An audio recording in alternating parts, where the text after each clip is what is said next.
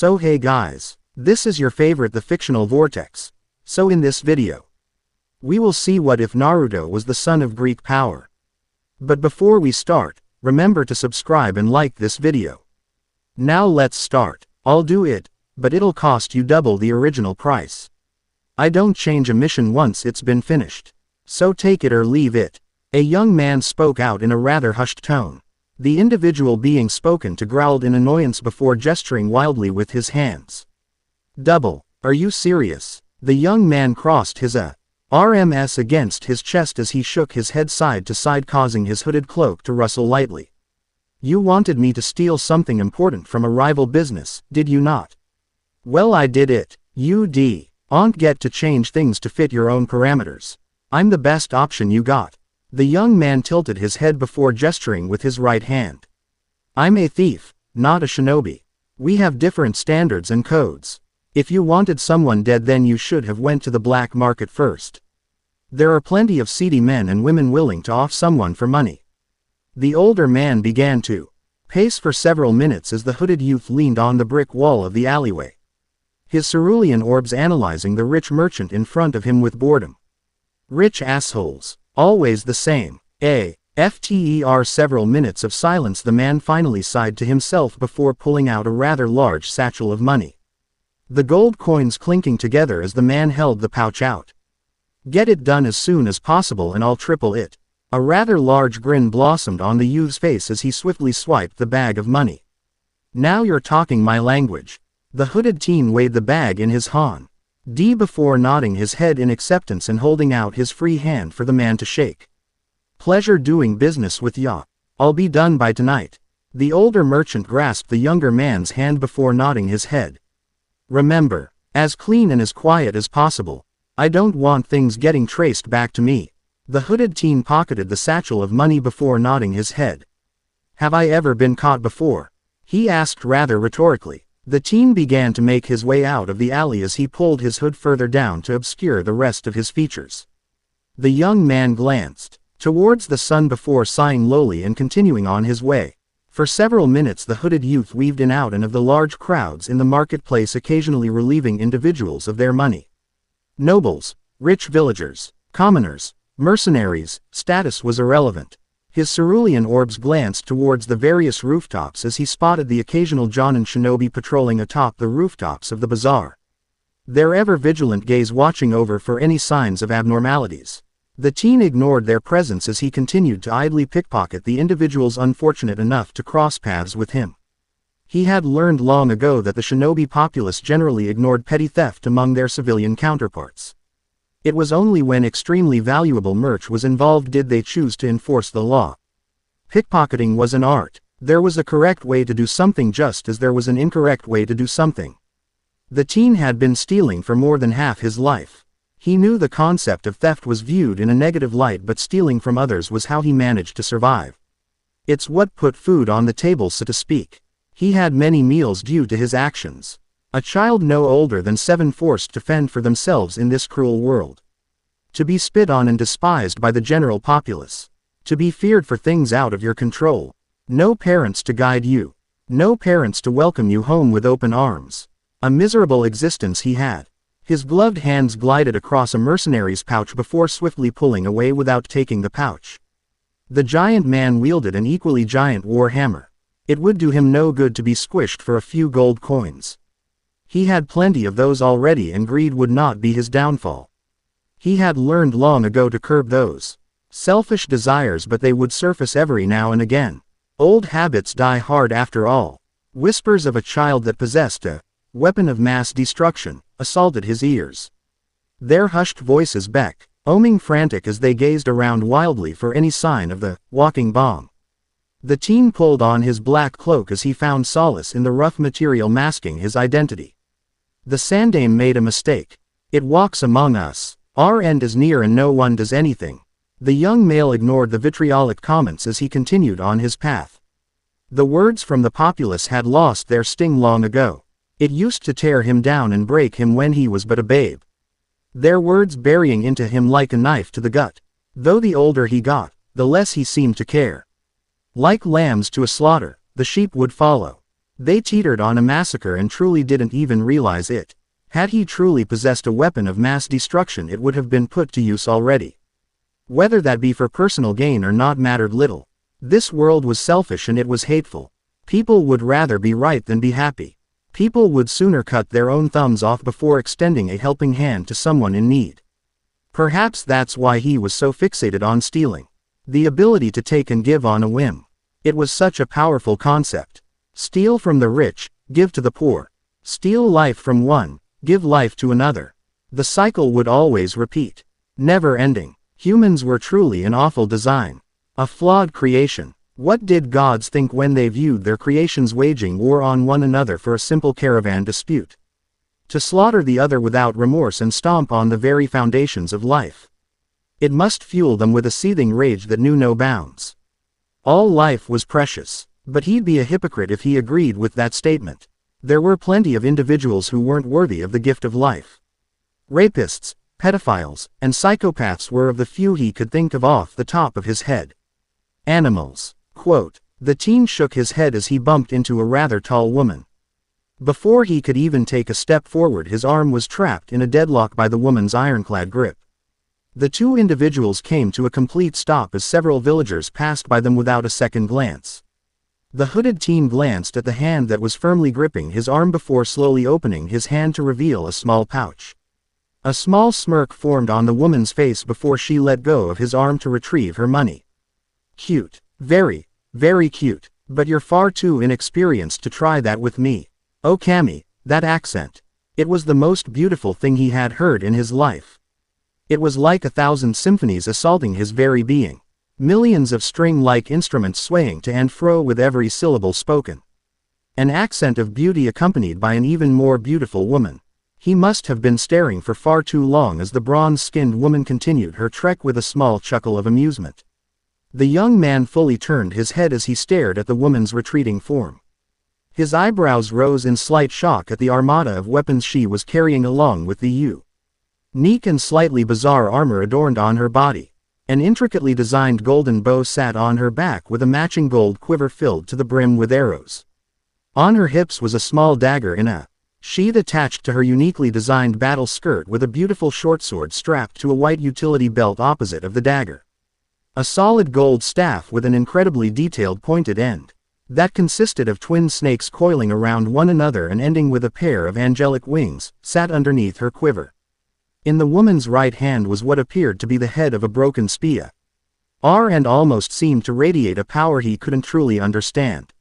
He noticed several other small sheaths that were strapped to her thighs, and in each one was what appeared to be throwing knives. To top it all off, over her right shoulder was an uneven white cape that covered most of the right side of her body. He hadn't been able to truly take in her appearance at the time and had absent-minded. Lee decided to reach for one of her pouches. In hindsight, that was a mistake. That woman, she was dangerous. Her aura reminded him of the Sandame. She carried herself with absolute confidence that bordered on arrogance. But he knew better. Had he been of clear mind, he would have avoided the woman at all costs. Thousands of petty pickpockets among thousands of individuals had instilled him with a sense of foresight. And that foresight had came to one single conclusion. That woman was untouchable. She had most certainly allowed him to touch her pouch. He hadn't even been able to take a step before being halted in place. Her grip was ridiculously strong and her very presence demanded subserviency.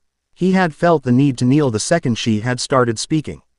She had commanded his very attention with just a single sentence. What a monster. The young teen shook his head before exhaling shakily and continuing on his journey. He had a contract to do, and getting lost in thought would do him no good. I can feel it, Ikaros. He is certainly one of them. Standing atop on one of the many buildings in the marketplace was the very woman who had just made contact with the hooded teen. Her arms were crossed against her golden chest plate as she tracked the boy's movement with little effort. A shrill cry from a bird above caused the woman to glance upwards for all but a single second. The cry coming from a rather beautiful-looking golden-brown eagle. The majestic creature began to slowly descend before landing on the woman's golden bracers. The woman shifted her attention away from the eagle before focusing back on the teen who was now jumping across buildings. The humans in this world were very interesting. Far more so than the ones in her own world. Even Alexios would have sneered on our own kind compared to these ones. Aletia had informed her that she'd be surprised by how similar these humans were to her own blood. The woman wasn't wrong either. The humans of this world possessed all manners of powers and abilities loosely based off of the Isu bloodline.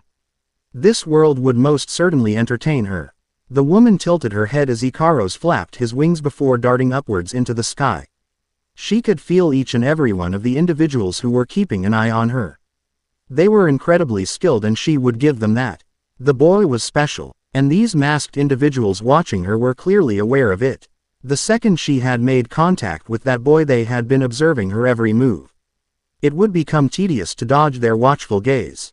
She'd have to move with far more caution in this world than previously assumed.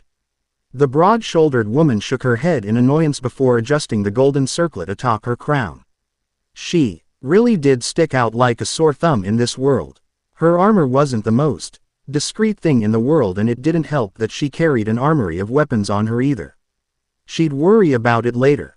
The tanned woman rolled her neck several times before abruptly rushing towards the edge of the building and diving off. She flipped in the air several times before landing on the ground silently. The woman silently entered the bustling crowds of villagers nonchalantly as if she hadn't just swan-dived off of a 5-story building. Blue orbs gazed at the rather lavish home from his perch in the tree. The hooded teen glanced towards the setting sun as he crossed his arms against his chest and leaned against the trunk of the tree. His head tilted downwards as he shut his eyes and stood completely still against the tree. For several hours the cloaked teen stood in the same position before finally stirring. He blinked several times as he glanced towards the pitch-black sky before throwing the only source of light coming directly from the moon, illuminating him slightly from his perch in the tree. He sighed quietly before directing his gaze towards the compound. His vision began to sway slightly before the outer edges of his vision began to blacken. Unaware to the boy, his previous blue orbs changed and began to glow a bright yellow. His golden eyes began to roam across the compound as he searched for anything that could aid in his mission. 5 guards stood at various positions around the compound as they surveyed their surroundings. The men would move every 5 minutes on the dot and would take 35 seconds to reposition. He was able to make out various forms of paths and openings in the guards' rotations as he continued to observe the home. After another hour of surveillance, the teen sighed before shaking his arms. The hooded male exhaled lowly as his golden orbs shifted back to their original sky blue. He jumped off of the tree and landed silently before making his way towards the large compound. He hugged one of the walls of the large home for 2 minutes before the sound of boots walking on gravel neared him. A guard walked directly past the teen before taking his position on the opposite side of the building. The cloaked teen silently made his way towards the front entrance of the home before kneeling beside the front door.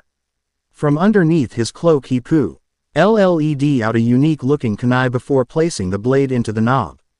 He then left the weapon in the door before pulling out a senbon and placing it just underneath the larger weapon. After a few seconds of rotating the weapons, the door opened with a silent click. The teen smirked before placing his weapons back in their sheaths and silently making his way into the home. His cerulean pupils dancing around the home that he had memorized from his previous contract. The home had 3 floors, with the bottom one being used specifically for the kitchen, living room and the 3 spare rooms for our guests and relatives who were visiting. The second floor of the home was where most of the valuables were stored. He had raided that long ago for his own personal agenda. The teen began to creep up the stairs of the home as he listened for any noises that would jeopardize his mission. He rounded the second floor as his heart began to thump louder. The boy stopped moving as his danger senses began to go haywire. His body trembled in response to the negative emotions that were bombarding him. He quickly glanced around his surroundings while palming his kunai. Several minutes passed by in silence as he failed to locate the source of the danger. He stood still for another several minutes before the feeling of dread began to disappear. The teen swallowed lightly before hesitantly moving further in the home. He didn't know if it was the paranoia finally catching up to him, but he knew someone had been watching him. They knew he was here and they were very much aware of what he was doing. His intel was never wrong, and the owners of this home weren't shinobi. Corrupt and shady merchants, sure, but they weren't trained ninja. There was no possible way that they could project these emotions on him. He shook his head as he sighed quietly before moving towards the stairs. The teen made his way to the third floor of the home and he came to a stop against one of the walls. He silently shifted towards one of the windows of the home before discreetly glancing out the window. His eyes roaming around the compound searching for who had caused that wave of terror to slam into him. He searched along the outer perimeter of the compound before shifting his attention towards the tree line in the distance. He immediately noticed two glowing orbs that were located in the same tree that he had been perched in when surveying the compound. Time seemed to slow down as a figure slowly stepped out of the shadows and stared directly at him. The figure was broad-shouldered and extremely tall and seemed to be wearing some type of armor. The two individuals continued to stare at one another before the figure in the trees raised their hand and gave a short wave. The teen's breath hitched as the figure suddenly just seemed to disappear into the shadows. The cloaked male stood motionless before extending his senses inside of the house in case the person outside had infiltrated the home. For several minutes he stood still before swallowing lightly and shaking his hands. A shinobi, but those eyes, they didn't seem familiar at all.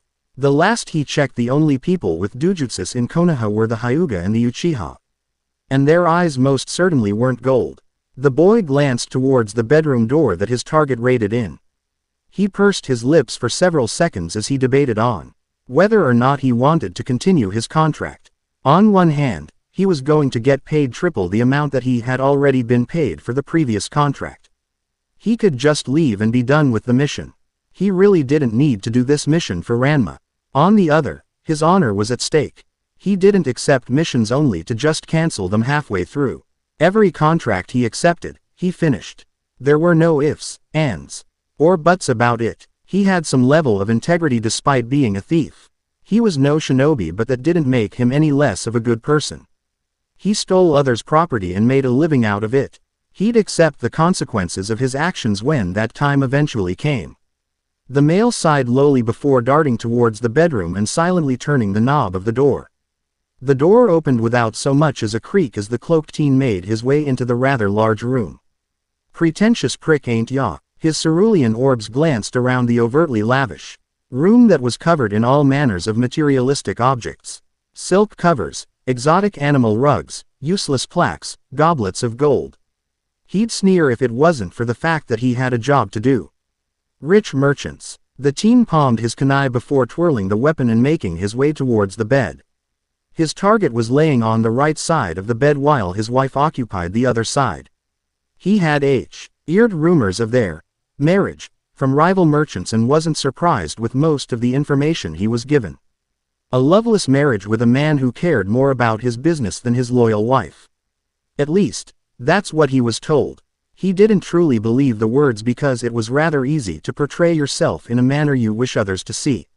She was a beautiful woman and he'd be a liar to say otherwise. A beautiful woman was usually a dangerous one. The teen gripped the blade in his hand and trained his sight directly on the purple-haired woman.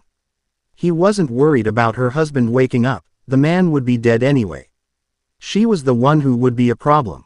He may accept all forms of contracts, but he had a simple rule that he expressed vehemently to clients. He didn't target. Children and families were to be left alone.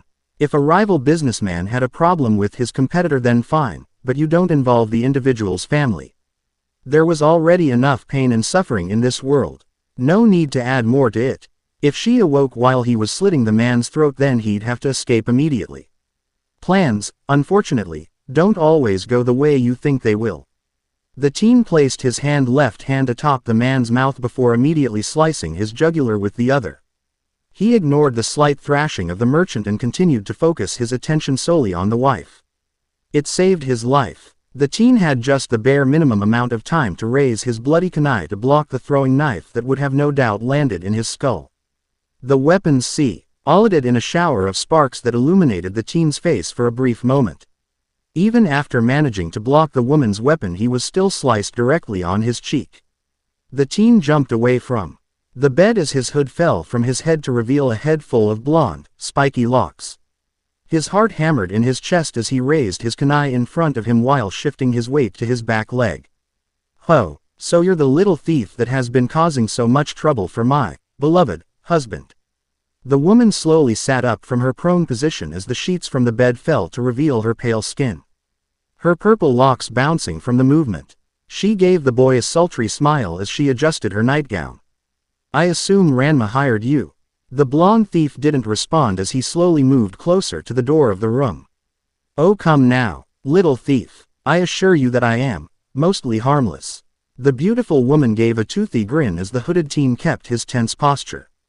The woman rolled her eyes playfully before examining her nails. "Your contract is done, is it not? My beloved is dead. I am so sad. I truly weep for him." The cloaked teen didn't respond to the woman as he continued to edge his way towards the door of the room. He truly just wished to leave this home alive.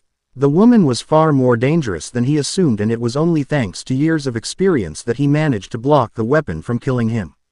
The merchants of Konoha love measuring the size of their cocks. "I make my fortune legally with no blackmail. It's all so tiring. I thank you for dealing with Hiro. It makes my job so much easier." At the boy's confused expression, the woman began to giggle. "I was going to kill him myself, but now I have no need. Thank you very much, little thief. Here, accept this as thanks." The woman reached into her nightgown before retrieving a small pouch. She proceeded to open the pouch before showing the blonde teen what exactly was in it. After doing so, she tossed the bag of gold coins to the boy, who caught it with slight suspicion. "Now, run along, little thief. You were interrupting my beauty sleep." The woman proceeded to casually push her husband's dead corpse off as the bed before pulling her blanket over her body. The cloaked teen stared at the woman for all but 2 seconds before bolting out of the room and making his escape. That woman was insane. The blonde teen pulled on the hood of his cloak as he made his way back into the seedier part of the village. Prostitution ran rampant around these parts as women offered their bodies in exchange for money. The thief paid the courtesans no mind as he continued on his trek. While he didn't necessarily agree with their choice of work, he didn't look down on them. A lot of these women had no real options in life. It put food on the table and fed their children every night, so he would respect that decision. He was a thief after all. Who was he to judge others? Naruto-kun tilde. The teen's attention was directed towards a scantily clad woman who was making her way towards him. He sighed in annoyance as the woman pulled on his arm while spinning around, forcing him to move in tandem with her lest she pull his arm out of its socket. "You never visit us anymore. And here you have me up late at night, just waiting for you to warm my bed tilde." The woman came to a stop as a flirty smile blossomed on her face. She gently squeezed the teen's hand before letting go and placing her hands behind her back. The now named Naruto proceeded to stare at the courtesan for several seconds as the woman swayed from side to side. She was a pretty little thing, standing at only 5 feet tall with a voluptuous figure and hair as bright as the sun. A Yamanaka that had been exiled from the clan for reckless behavior among the family. "Senna, what do you want?" The teen crossed his arms against his chest as the Yamanka pouted. "It's always business with you. You never wanna have fun. Come tilde, join your big sisters. We'll make sure you have a good time." The older Yamanaka adopted a sultry expression as she leaned towards the boy, giving him a proper showing of her breasts. Naruto stepped away from the woman before abandoning his hood. "Cut the act. What do you want?" Like a switch that had been flipped, the blonde prostitute swiveled on a dime. Her sultry expression became cold as her eyes sharpened. Those once aquamarine orbs now resembled a glacier with how cold they became. The woman's beautiful visage shifted and became stony as she spoke with a harder edge. "Mari has a contract for you. Says it's something only you can accomplish." There was no denying the sheer venom from the woman's statement when addressing his expertise. "I don't know what she sees in you. You're just a common peddler. Thieves round these parts are treated as dirt. Doesn't help you're already that child." Naruto stared at the shorter woman for several seconds before shaking his head in annoyance. "I'm busy. Tell her I'll come by later." The blonde teen began to walk away before Sina's hand gripped his bicep. "She wants to see you now." Naruto glanced at the woman before tearing his arm out of her grasp. "Wah, chi part of, I'm busy, do you not understand? The world doesn't run on Mary's time. I have other clients waiting. I'll speak with her when I can. The teen walked away from the prostitute without a nod. Our word as the Yamenka glared hatefully at his retreating form. Mari won't take this lightly. She'll retaliate. Naruto continued to ignore the woman as he turned down an alleyway to meet with his client. The blonde ignored the various drug dealers and other prostitutes as he entered a shady warehouse that Ranma wanted to meet in. He proceeded to lift the bay door with one hand before locking the door in place in the air. The rich merchant was pacing back and forth in the middle of the warehouse before meeting Naruto's gaze. Naruto frowned at the scene as he extended his senses in the building. The large hangar door that he had entered immediately closed behind him as several men appeared from the shadows. The blonde thief proceeded to frown in annoyance as he glanced at the various men who were beginning to surround him. Really, Ranma? The teen immediately pulled out 2 kunais as even more men began to enter the building.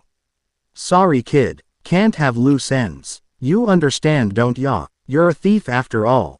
Have fun. The smug merchant immediately began to vacate the warehouse as Naruto glared at his retreating form. 15 men. He really wants me dead. I'm going to slit his fucking throat. Naruto released a heavy sigh as 3 men rushed towards him. The blonde tensed his muscles before his eyes widened in shock as the men were pierced through their skulls by arrows.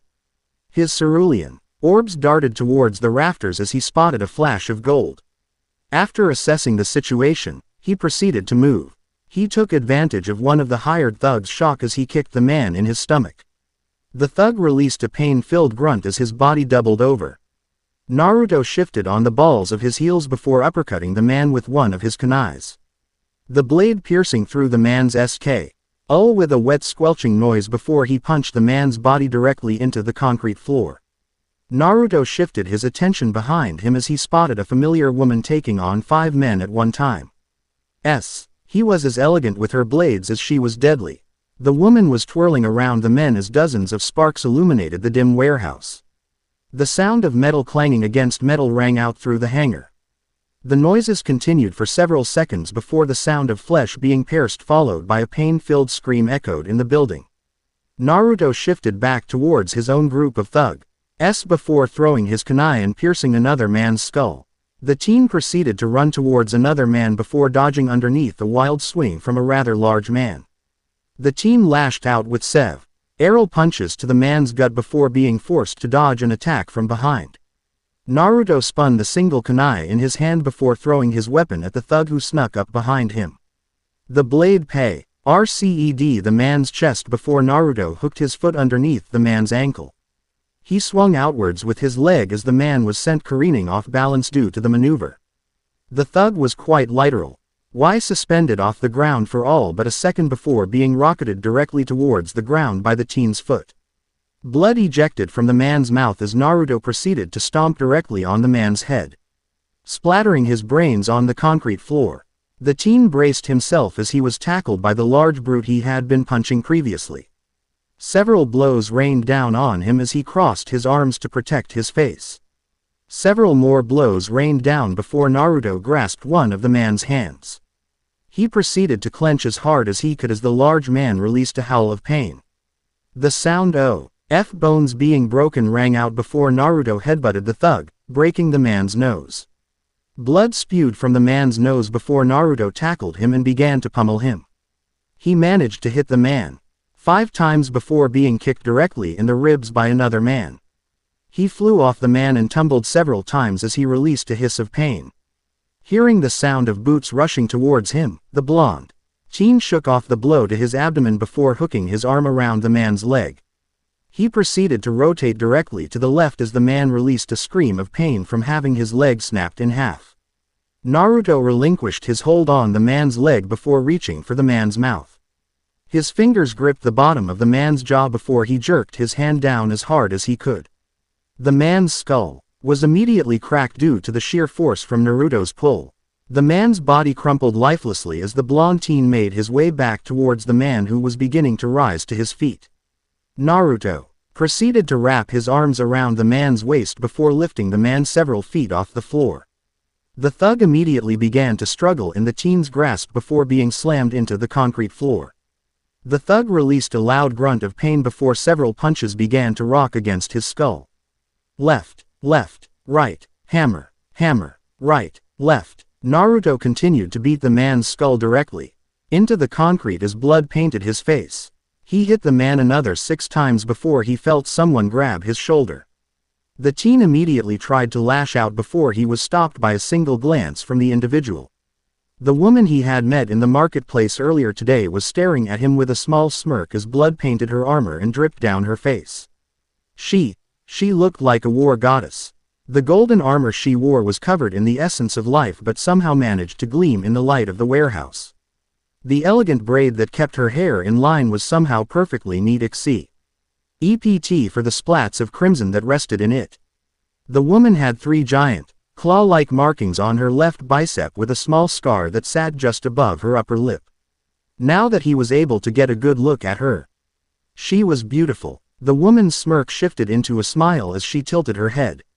I am, aren't I? Her tone was full of amusement as she crossed her arms against her chestplate. Naruto BL inked at the woman's rhetorical question before a blush formed on his face. He had said that out loud, didn't he?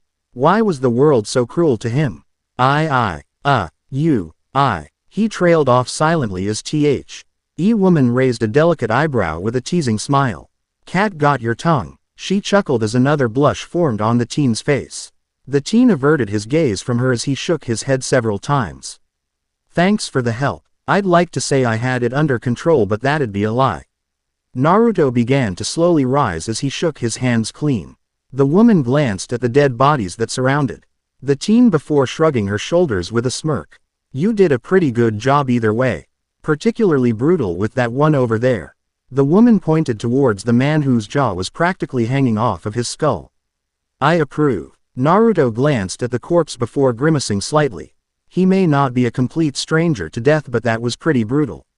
He almost tore the man's jaw off with sheer strength. I'm glad I can impress. The armored woman nodded her head before making her way towards some of the bodies. She knelt down beside them before rummaging through their belongings. Sue, what caused all this anyway? Quote, Naruto glanced at the woman as he began to mimic her actions. Took a mission for a client. He backstabbed me, as evidenced by the men here. There was no harm in letting her know. She did help him after all. The tanned woman nodded her head before moving on to another corpse. I know that feeling well. Sounds like you have a new mission. The woman glanced at the blonde with a smirk as Naruto nodded absent-mindedly. Ranma will most certainly pay for this.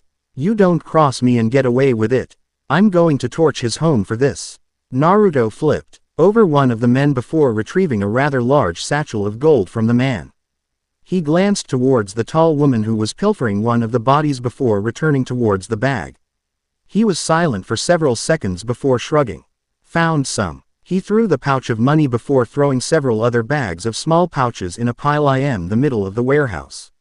The woman immediately UGHT on as she began to toss several bags of coins into the pile as well.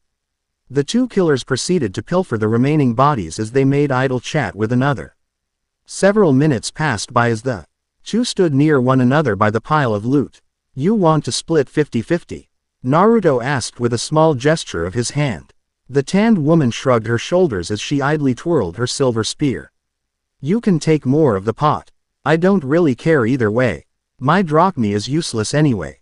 Naruto tilted his head at the foreign word before making his way towards the pile and pocketing several bags.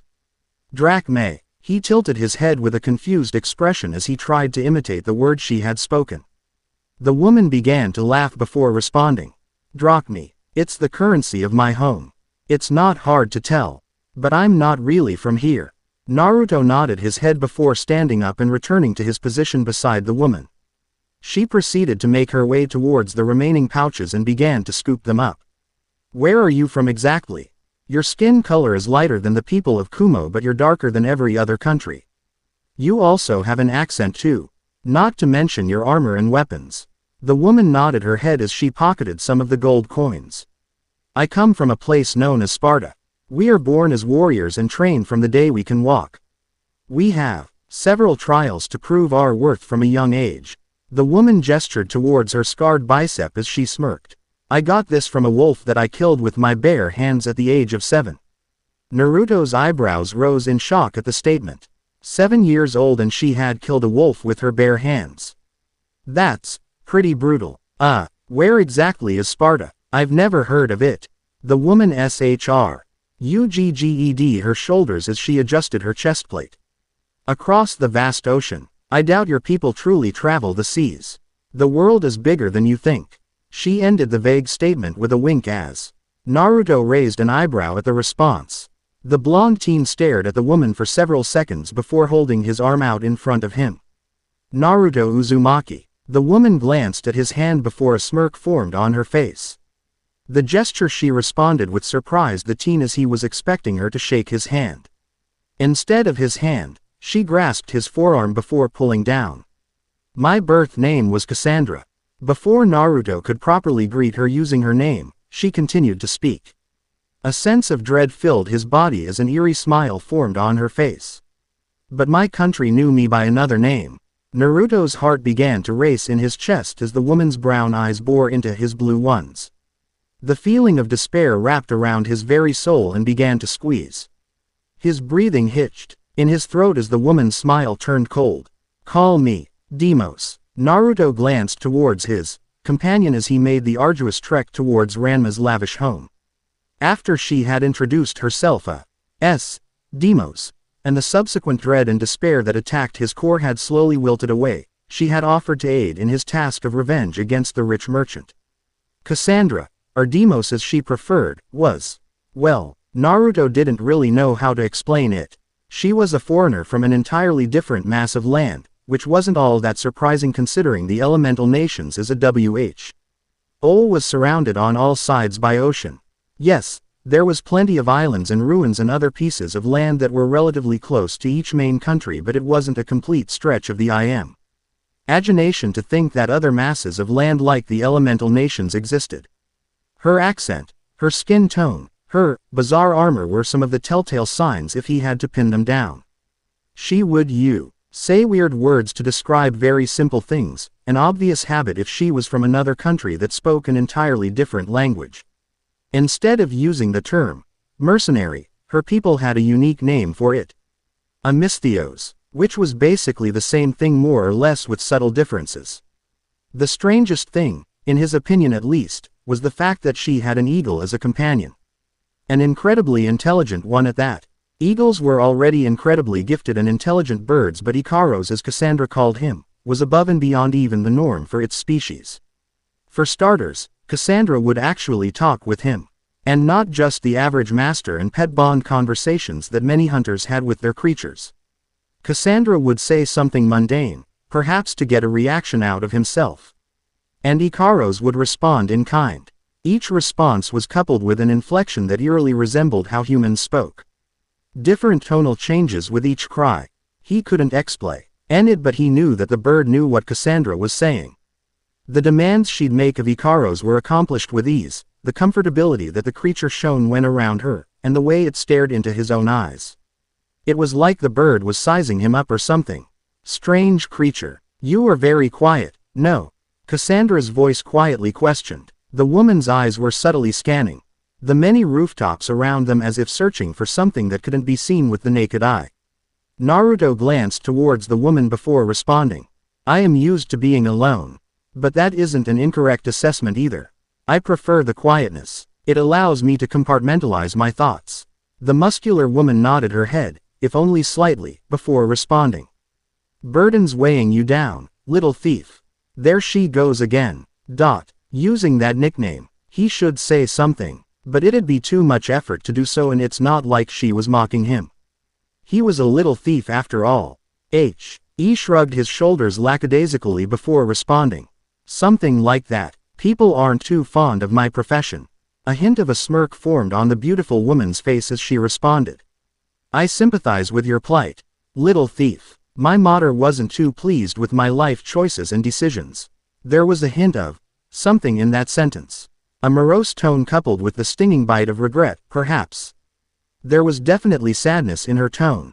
But he also didn't know what a mater was, but the soft and gentle way she said the word made him believe that it must have been a close relative. Naruto's cerulean gaze studied the woman for several seconds before he questioned. What is a mater? A mother, she replied plainly. Naruto was silent for several moments before glancing towards the woman and speaking. She didn't approve of your lifestyle. Cassandra's eyes narrowed slightly and her fingers twitched for a brief moment. Something like that. It was more so he decisions that I made whilst in that lifestyle. Naruto had nothing more to say on the matter. It wasn't that he was uninterested in it but because he couldn't really relate. He had been alone for his entire life. He never questioned who his parents were because at the end of the day they were either dead or had abandoned him. And he had no authority on the matter regardless of his opinion on the subject. That was life, and sometimes you get dealt a piss-poor hand. You just have to grit your teeth and keep going forward or risk drowning in a pit of your own sorrows. We're being followed. Naruto subtly glanced towards his companion before pocketing his hands. I felt eyes on us but was not completely sure. How many? He asks. One. Female. She is wearing a mask. Rooftops. Right side. He Spartan woman states while lazily twirling her broken spear. Naruto pursed his lips before narrowing his eyes. Could you make out her hair color? Cassandra furrowed her eyebrows for a moment before replying. Purple. An expression of frustration and annoyance formed on Naruto's face at the answer. If Neko was tailing them, then that meant the old man already caught wind of what had happened in that abandoned warehouse. Hiruzen must have sent Neko to either apprehend him or to stop him from retaliating. Both of which would be annoying. He glanced towards Cassandra, who was still twirling her spear, completely unbothered by the Anbu who was following them.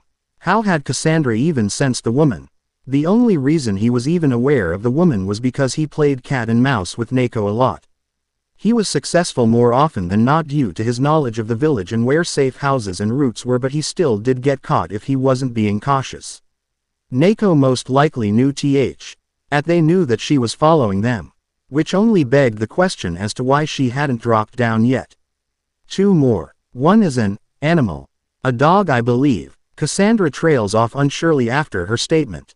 Well, that was unfortunate. There was no escaping Sume Inuzuka. He didn't even bother asking Cassandra if it was a woman. If the old man wanted to see him, then he'd send Sume to guarantee it. We are in a predicament. Naruto states plainly. The teen came to a stop with his partner following shortly after. He glanced towards the rooftops for a moment before locking eyes with the beautiful tanned woman. Don't do anything reckless. Cassandra proceeded to raise an amused eyebrow at the boy's statement before replying. Why would I do anything reckless? We barely know each other. Naruto rolled his eyes before crossing his arms against his chest and leaning on one of the walls in the alleyway. Call it intuition. You're a dangerous woman, and whenever my eyes aren't on you I start to get anxious. Ignoring the statement, she replied with a teasing smile. Checking me out again, are you? You clearly have a type. Muscular women with golden bronze skin, no. Naruto felt his cheeks grow hot at the accusation, and he turned his head away from the woman to hide his embarrassment. You are unique. It is rare to see a woman with your tone of skin and hair in Fire Country. He trailed off quietly. Cassandra just crossed her arms against her chest plate with a small smirk. Yes, and I did not plunge my spear through Hades' chest. You are a bad liar, little thief. Naruto furrowed his eyebrows in confusion at the woman's statement. Hades. Who was that? The teen's train of thought was interrupted when a woman with a feral demeanor dropped down from the rooftops followed shortly after by a rather large canine that wore an eye patch. The woman's mane of hair spiked out from all sides and she donned a toothy smirk that showed off her rather large canines. You just love causing trouble, don't ya, kid? Naruto glanced at the matriarch of the Inuzuka clan before offering her a shrug. I don't go looking for trouble. It usually comes to me. Sume snorted at his response as she replied gruffly. It comes to you because of the life you choose to live. You make it sound like being a shinobi is any better. You actively move towards the danger and trouble. His lean gaze scanned the top of the buildings before eventually settling on Neko's crouched form. Whatever you think I've done, I haven't. He stated plainly. The masked Anbu member jumped down from atop her perch and landed without a sound. Her gaze settled on the hooded teen before slowly shifting towards Cassandra. A report was sent into HQ that multiple individuals were killed in an abando. Ned Warehouse 1.5 clicks out from the Shinobi Academy. Neko's voice was blank, giving nothing away.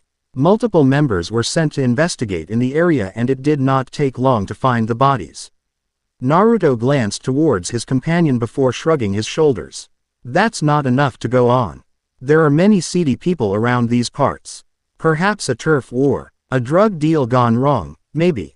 Neko answered almost instantly. The entire warehouse was flipped upside down. There were no narcotics found in each individual, while sporting a criminal background, were not active members of any regional gang in the village. The blonde thief shrugged his shoulders once more. People will do anything in the red light district. You shinobi don't do a good enough job patrolling these areas. He lightly quipped. The purple-haired woman ignored his insult in its entirety before glancing towards Cassandra. Bows are not common amongst shinobi and the general populace of hidden villages. Several men were killed with arrows that resemble the arrows in your quiver. Cassandra glanced behind her to look at the many arrows resting in her quiver before frowning. That's strange. Someone must have nicked some of my arrows when I wasn't paying attention. Despite the situation, a snort of amusement left soon. Neko ignored the woman's obvious lie before continuing. The report did not mention a female mercenary, but it did mention a man in a hooded cloak who sported blonde hair. Before you try to rebuttal with anything disregarding the deaths, you are both covered in blood. Both thief and mercenary glanced towards one another before shrugging lightly. Well, she wasn't really wrong. You were to come with me. Both of you. The Hokage wishes to speak with you. Neko informed. Naruto released a quiet sigh before shaking his head. Great. Ranma was actually going to get away with this. Frustration swelled in his chest as his fists tightened in annoyance. Don't worry, little thief. We can always finish that job later. Cassandra's hand rested atop his shoulder as she continued. Unless we're killed, of course. Naruto just sighed heavily. Quiet scratching noises could be heard as here. Uzen idly scrawled on a piece of parchment.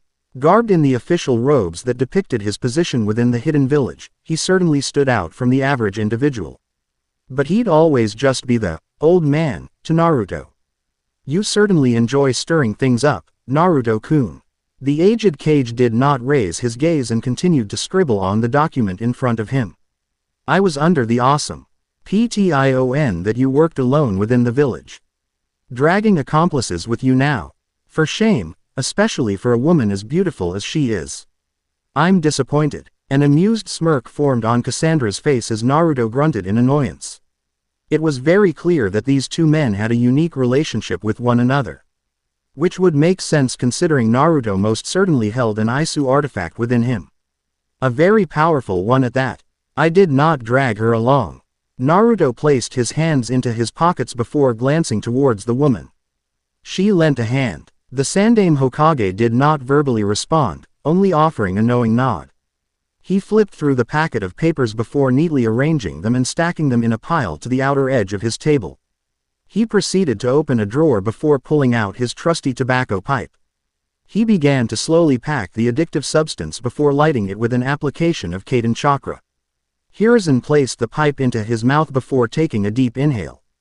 Why? He asked simply. Naruto stared at the powerful shinobi before shrugging lazily. You will have to be more specific, Sandaime-sama.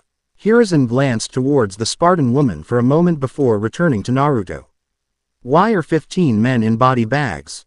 Many happenings within this village are within my field of view. I do not fix these things because they will always run rampant and trying to push against the impulses of humans will always result in negative actions. The older man grasped his hat before placing it on the table in front of him. He proceeded to lean back in his chair before speaking once more. I merely wish to know the why and how. Neko has informed me you are now taking contracts from the merchants. I'm being observed. Naruto more so stated than questioned. Hi. Hiruzen shrugged his shoulders indifferently. You've always been observed. I've never kept this a secret and I'm sure you've known as well. At Naruto's nod of affirmation, he continued. Why are you expanding now of all times? Naruto pursed his lips before shrugging. Bills need to be paid. The third Hokage waved the answer off. I'm sure they do. You enter the lion's den when meddling with merchants. These are not your basic petty thefts. The blonde teen sighed tiredly as he leaned against one of the walls before replying. It can't be any harder than the contracts Mari gives me. Hiruzen chuckled lightly at the comment. Mari can be quite the handful. He took another inhale of his tobacco before gesturing with his hand. Who is the merchant this time? Naruto sighed in annoyance before massaging his temples. Ranma Shido. He requested that I deal with a rival businessman. Discreetly, of course. Hiruzen hummed in acknowledgement before speaking. And did you? Naruto shrugged his shoulders with a simple response. Unconfirmed at this time. The third Hokage just stared at the teen for several seconds before shaking his head. It was the best he was going to get from Naruto. He allowed Naruto get away with far too much, but that was certainly his fault. To atone for his past sins and lack of aid for the boy, he had enabled Naruto instead of helping him. Only he was to blame. Me, and there was nothing that could truly be done. Well, there was, but he highly doubted that Naruto would be swayed away from the lifestyle he had chosen. My offer still stands to you, Naruto. The Shinobi Force could use someone with your talents and skill. Hiruzen commented lightly. Naruto shook his head as he responded. My answer is still the same, old man. Hiruzen nodded his before turning his attention towards Cassandra, who had remained silent the entire time. His eyes trailed across her form, taking in her armor, weapons, and unique appearance. And who might you be? A mercenary, no doubt. Hiruzen proposed quietly. Cassandra glanced towards her blonde companion before returning her gaze to the elderly man. My name is Demos. My skills with a blade are second to none, and I work for the highest bidder. There was a certain amount of arrogance in her tone, but one that was rightfully deserved. This woman was absolutely brimming with power, and it did not surprise him that his Anbu were keeping their eyes on her. She was clearly not from the elemental nations either. Her accent was one that he had never heard of in his life. That unique and slightly bizarre armor adorned and her body was completely alien to him as well. Greaves, spalders, even a chest plate. The armor that was worn in the Warring Clan era shared no resemblance to what this woman wore at all. And her name, Demos. There was something ancient about that name. It held a certain weight to it, and it was most certainly fitting for a woman of this stature. This woman's physique was the pinnacle of what humans strive to achieve. Not overtly muscular or anything of the sort.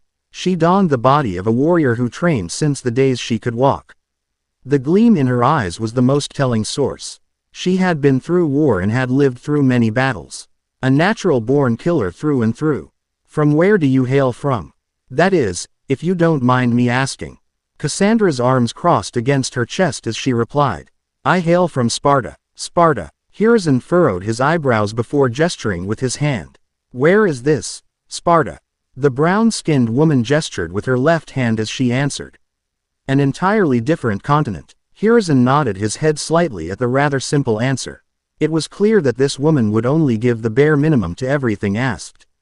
Perhaps a byproduct of the lifestyle she chose to live. He had also been informed that this woman had been observing Naruto since their meeting in the marketplace. She had tailed him for a short amount of time and then seemed to just disappear after her assessment. While slightly harmless to some degree, it was still suspicious considering she was somehow able to track him down and aid him in the warehouse. Perhaps she was just interested because she saw what most of the seasoned shinobi in Konoha saw in Naruto. An individual brimming with infinite potential. My shinobi inform me that you have a certain interest with our little thief here. Hiruzen stated offhandedly. Cassandra's brown eyes strayed towards Naruto, who was now staring at her with a piercing gaze. The weight of his stare was actually impressive considering most grown men could barely stare into her eyes for prolonged periods of time. Still, she ought to placate the boy. Wouldn't want to scare him off too soon. The boy was already paranoid enough as is. Shrugging lackadaisically, she responded. He reminds me of myself when I was younger. Untrained and full of raw potential.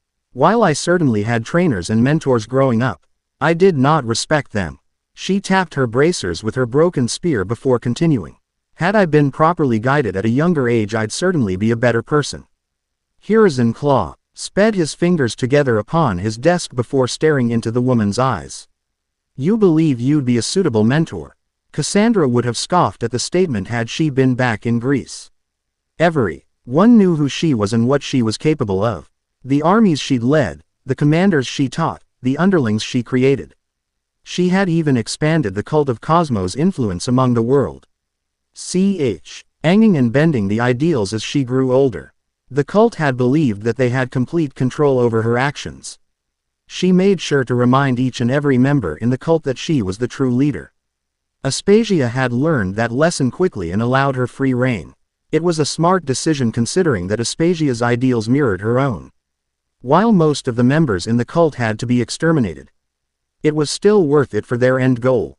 Her only regret was not being able to save Alexios. The death of her beloved little brother. She could have saved him. Could have prevented everything. Cassandra's teeth gnashed together as she willed the memories away. What had happened could not be changed. That was just life. She took a calming breath before rolling her neck and responding to Hiruzen's question. I've trained many men. Men who have gone on to conquer nations and slay kings.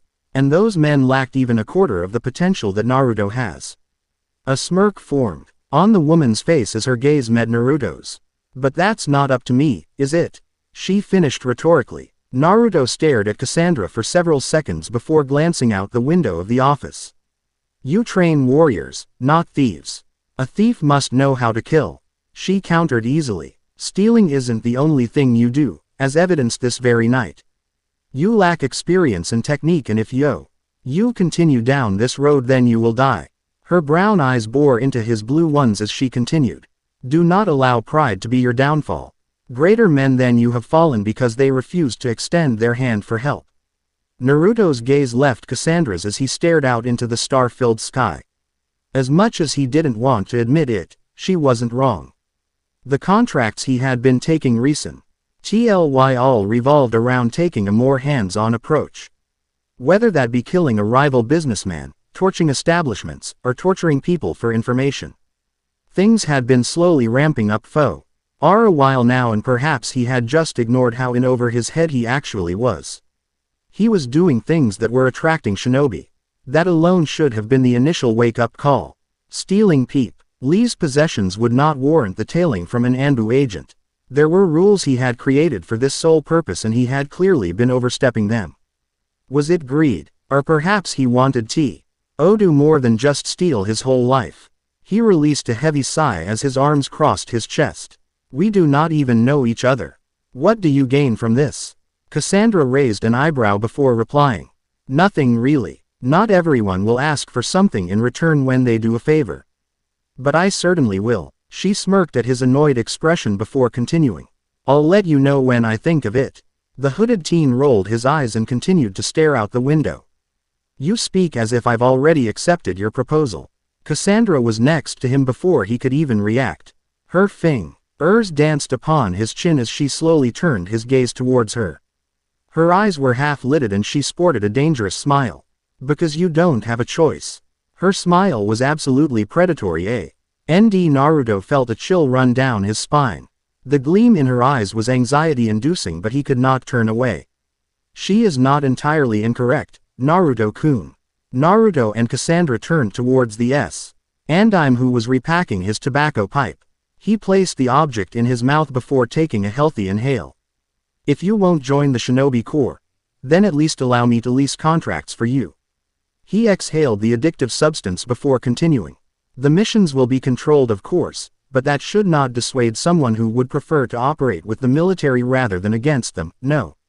Naruto glanced towards Cassandra for a moment before responding to Hiruzen.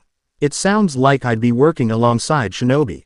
Mercenaries and shinobi tend to mix like oil and water, and considering that I'm a thief. He trailed off quietly before slowly removing Cassandra's hand from his chin.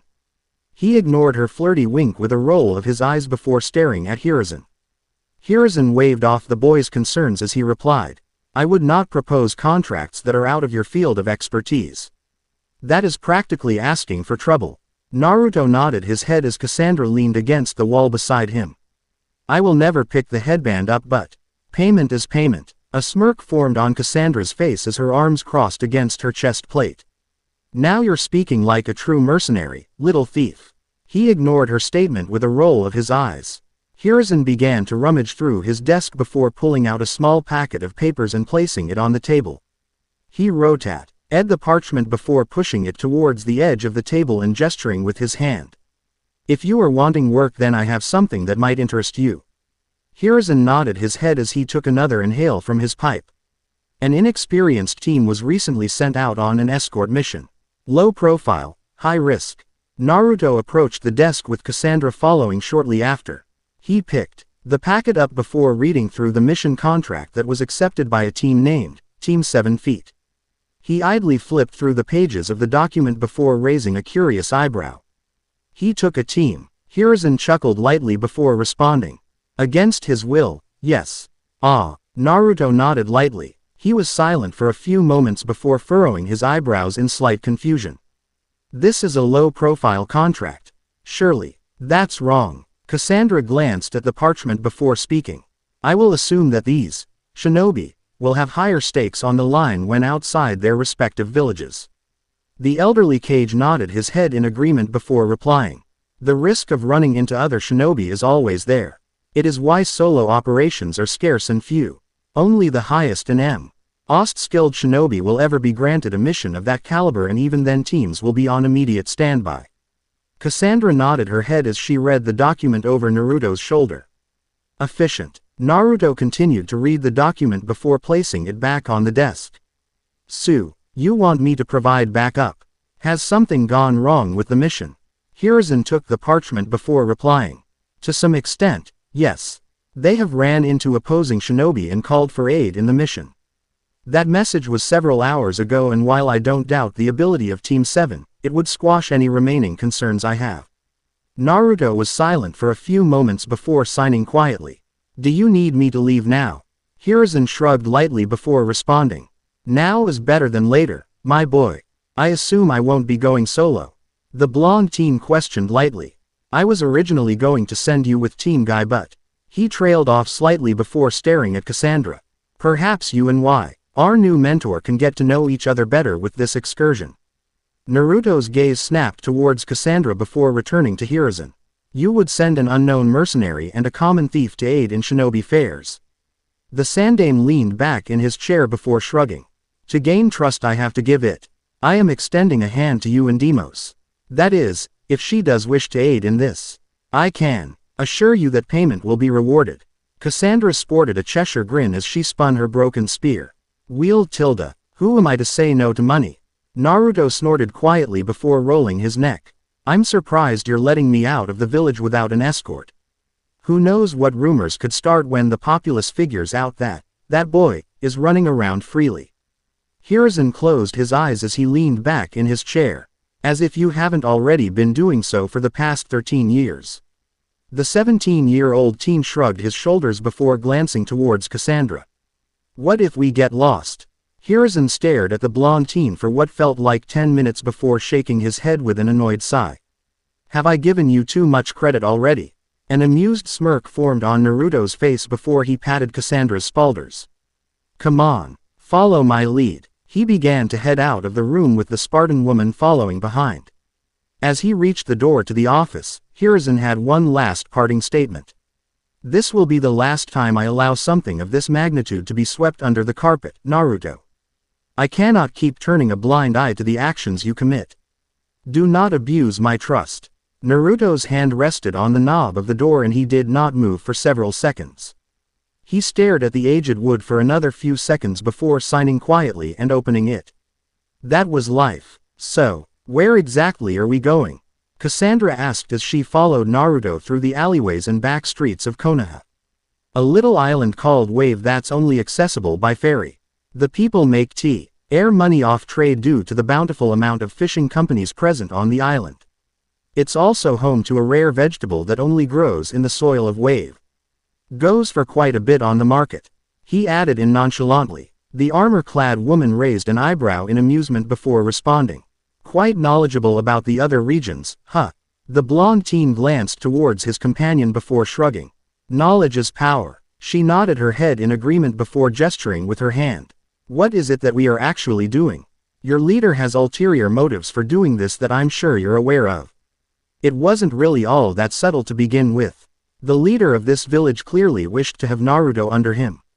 Whether that was for his own reasons or to benefit the village she did not know. But what she did know was that the boy's Isu artifact was of immense power. He had just yet to truly unlock it. In due time though, I'm well aware. The old man has always wanted me in the shinobi corps. It's never truly interested me, being a shinobi that is. He reached into his pocket before pulling out his ID for the checkpoint that would allow him to leave the village. Quote, "We're being sent in as backup for a new team. Apparently the mission has gone sideways. Which doesn't really surprise me considering who leads the team." Cassandra nodded her head before opening one of the pouches that clung to her folds. She pulled out a piece of parchment before speaking. "And our overall objective we have to achieve." She ignored the boy's questioning stare as she continued. "I can read between the lines. Little thief, we're here for a bigger purpose." "What is it?" Naruto was silent for a few moments before reaching the checkpoint that allowed villagers and shinobi to leave. He presented his identification and the scroll that shown the Hokage's official seal to the shinobi who was standing in the little office of the checkpoint. The Chunin briefly glanced over the scroll in Naruto's eye. D before raising an eyebrow. "Well, I'll be." He snorted quietly before gesturing with his hand for Naruto to keep moving. "Good luck, kid." The blonde teen stared at the man for several seconds before scooping up his eye. D and scroll and moving away from the office. Cassandra strolled up the podium before placing her parchment on the table in front of the man.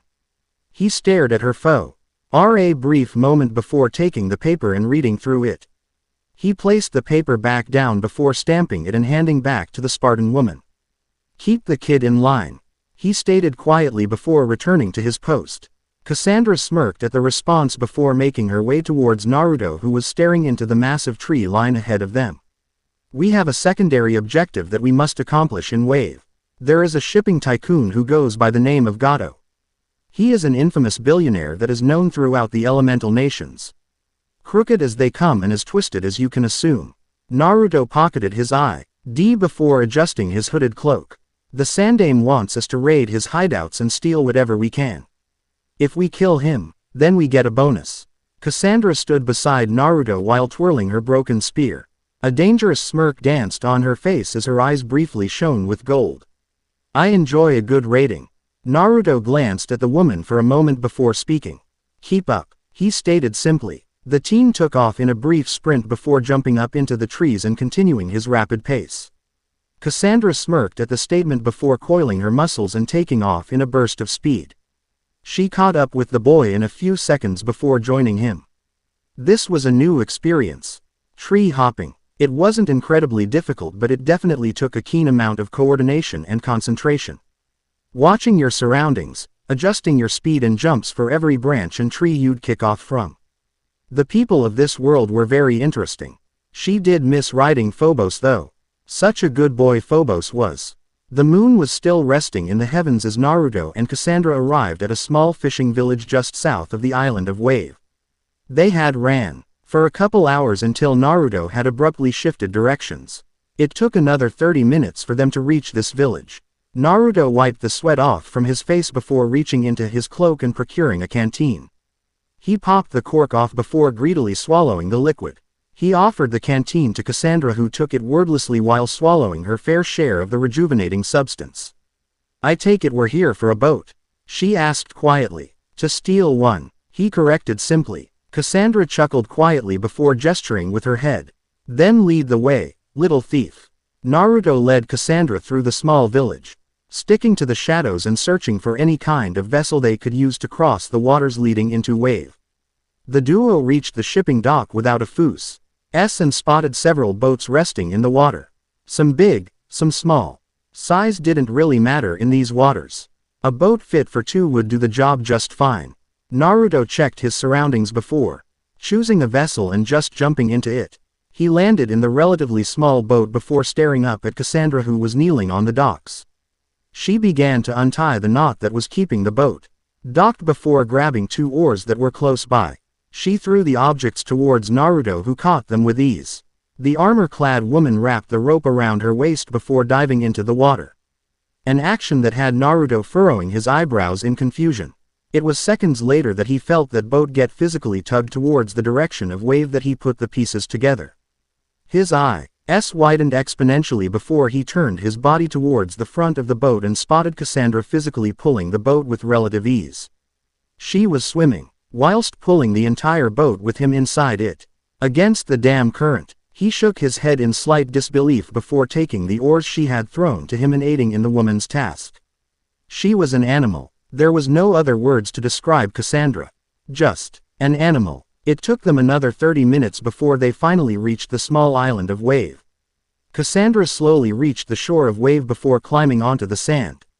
She rested against the land for a few moments before exhaling heavily and standing to her feet. She turned on her heel before digging the soles of her feet into the stand. She began to tug the rope that connected to the boat and pulled it onto the sand. She unwound the rope that clung to her waist before tying it to a rather large log that sat near the coast. Naruto had already jumped out of the boat by the time Cassandra had unwound the rope from her body and began to make his way towards the woman. "What in the hell are you?" he questioned in slight disbelief. Cassandra glanced towards the hooded teen before smirking. Water cascaded down her form and she began to wring out her beautiful hair. "I am a Spartan," she replied simply as if that answered the question in its entirety. Naruto just stared at the woman before shaking his head. "Let's go. We should make contact with the other Konoha team before moving forward with our own plans." Cassandra shrugged her shoulders as she finished drying out her hair. Her braids still somehow remaining perfectly intact. "It may be a small island, but where are we going to start? Do these Konoha shinobi have specific ways of contacting one another when out in the field?" Quote. Naruto glanced at the woman before nodding his head. "Bird calls. There are specific calls and patterns that are used to specify specific circumstances." "And you know these calls?" "Yes," she questioned. "Some of them. I at least know how to contact them. So we shouldn't really have a problem." He trailed off unsurely. The Spartan woman shrugged her shoulders before turning towards the direction she assumed the main village of the island would be. Her gaze trailed across the island before she spotted what appeared to be a large bridge being built. Sandra tilted her curiously before nudging her head towards the direction. "Is that a bridge? That is an interesting thing to be building considering this is an island." Naruto glanced at the structure before nodding his head. "It is indeed a bridge. The client who requested aid for Wave is building a bridge because Gato is strangling this country dry. The client believes that building this bridge will open the island up for more trade in hopes of reviving it." "Should we investigate the bridge?" Cassandra questioned. The blonde teen narrowed his eyes in thought before nodding his head. "We probably should, but it's pretty late. We should probably find an inn and begin our search tomorrow." The bronze-skinned woman nodded her head before deciding to lead the way with Naruto following closely behind. It was silent for several minutes until Cassandra decided to ask some questions. "How old are you anyway?" She proceeded to take out a cloth from one of her pouches and began to gently run it over her broken spear. 17, he replied quietly. Cassandra's head bobbed slightly as she eyes her blade with a keen gaze. "Been a thief all your life?" Naruto shrugged his shoulders as he responded. "For as long as I could remember, yeah. I was in an orphanage for a short amount of time. Left when I was old enough to talk and walk properly. Been stealing ever since." The Spartan woman raised her blade into the air as the light from the moon reflected off of it. She tilted the weapon slightly as she focused on Naruto's reflection from within the blade. "You mentioned something along the lines of being that kid. What is the significance of that?" Naruto's lips pursed at the question as he contemplated his answer. A few minutes passed by in complete silence before Naruto eventually answered. "People in Konoha treat me like an omen or a blight. Born on the same day that a terrible tragedy occurred. Thousands of lives were lost. I'm seen as a painful reminder of that day." It wasn't completely false. His response, that is. He knew that he carried something within him, but he had never bothered to truly investigate it. Knowing about it wouldn't really make all that much of a difference. He hoped so at least. Cassandra glanced behind her towards her companion before nodding in sympathy. "I can relate to that to some degree. I was feared in my country for something out of my control.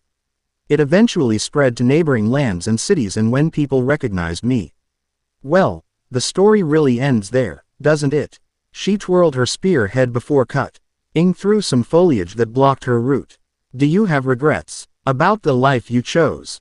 Naruto shook his head almost immediately. "Not at all." Cassandra was silent for several moments before responding quietly. her gaze searching the muddy soil. Then you are already better than me. Naruto's gaze shifted towards Cassandra as he spoke. What was that? The Spartan woman waved off his question as she spotted some light seeping through the tree lines. Nothing. Naruto did not push the woman for an answer and continued to match her step. Another few moments passed by in silence before he heard the cry of a bird. What do you see, Ikaros? Cassandra questioned. Another shrill cry emanated from the heavens. We're in luck, little thief. Civilization is not far. She donned a small eel as she cut through more foliage that was obstructing her view. The duo continued their journey for another few minutes before finally reaching the main village of Wave. It was, kind of what they expected.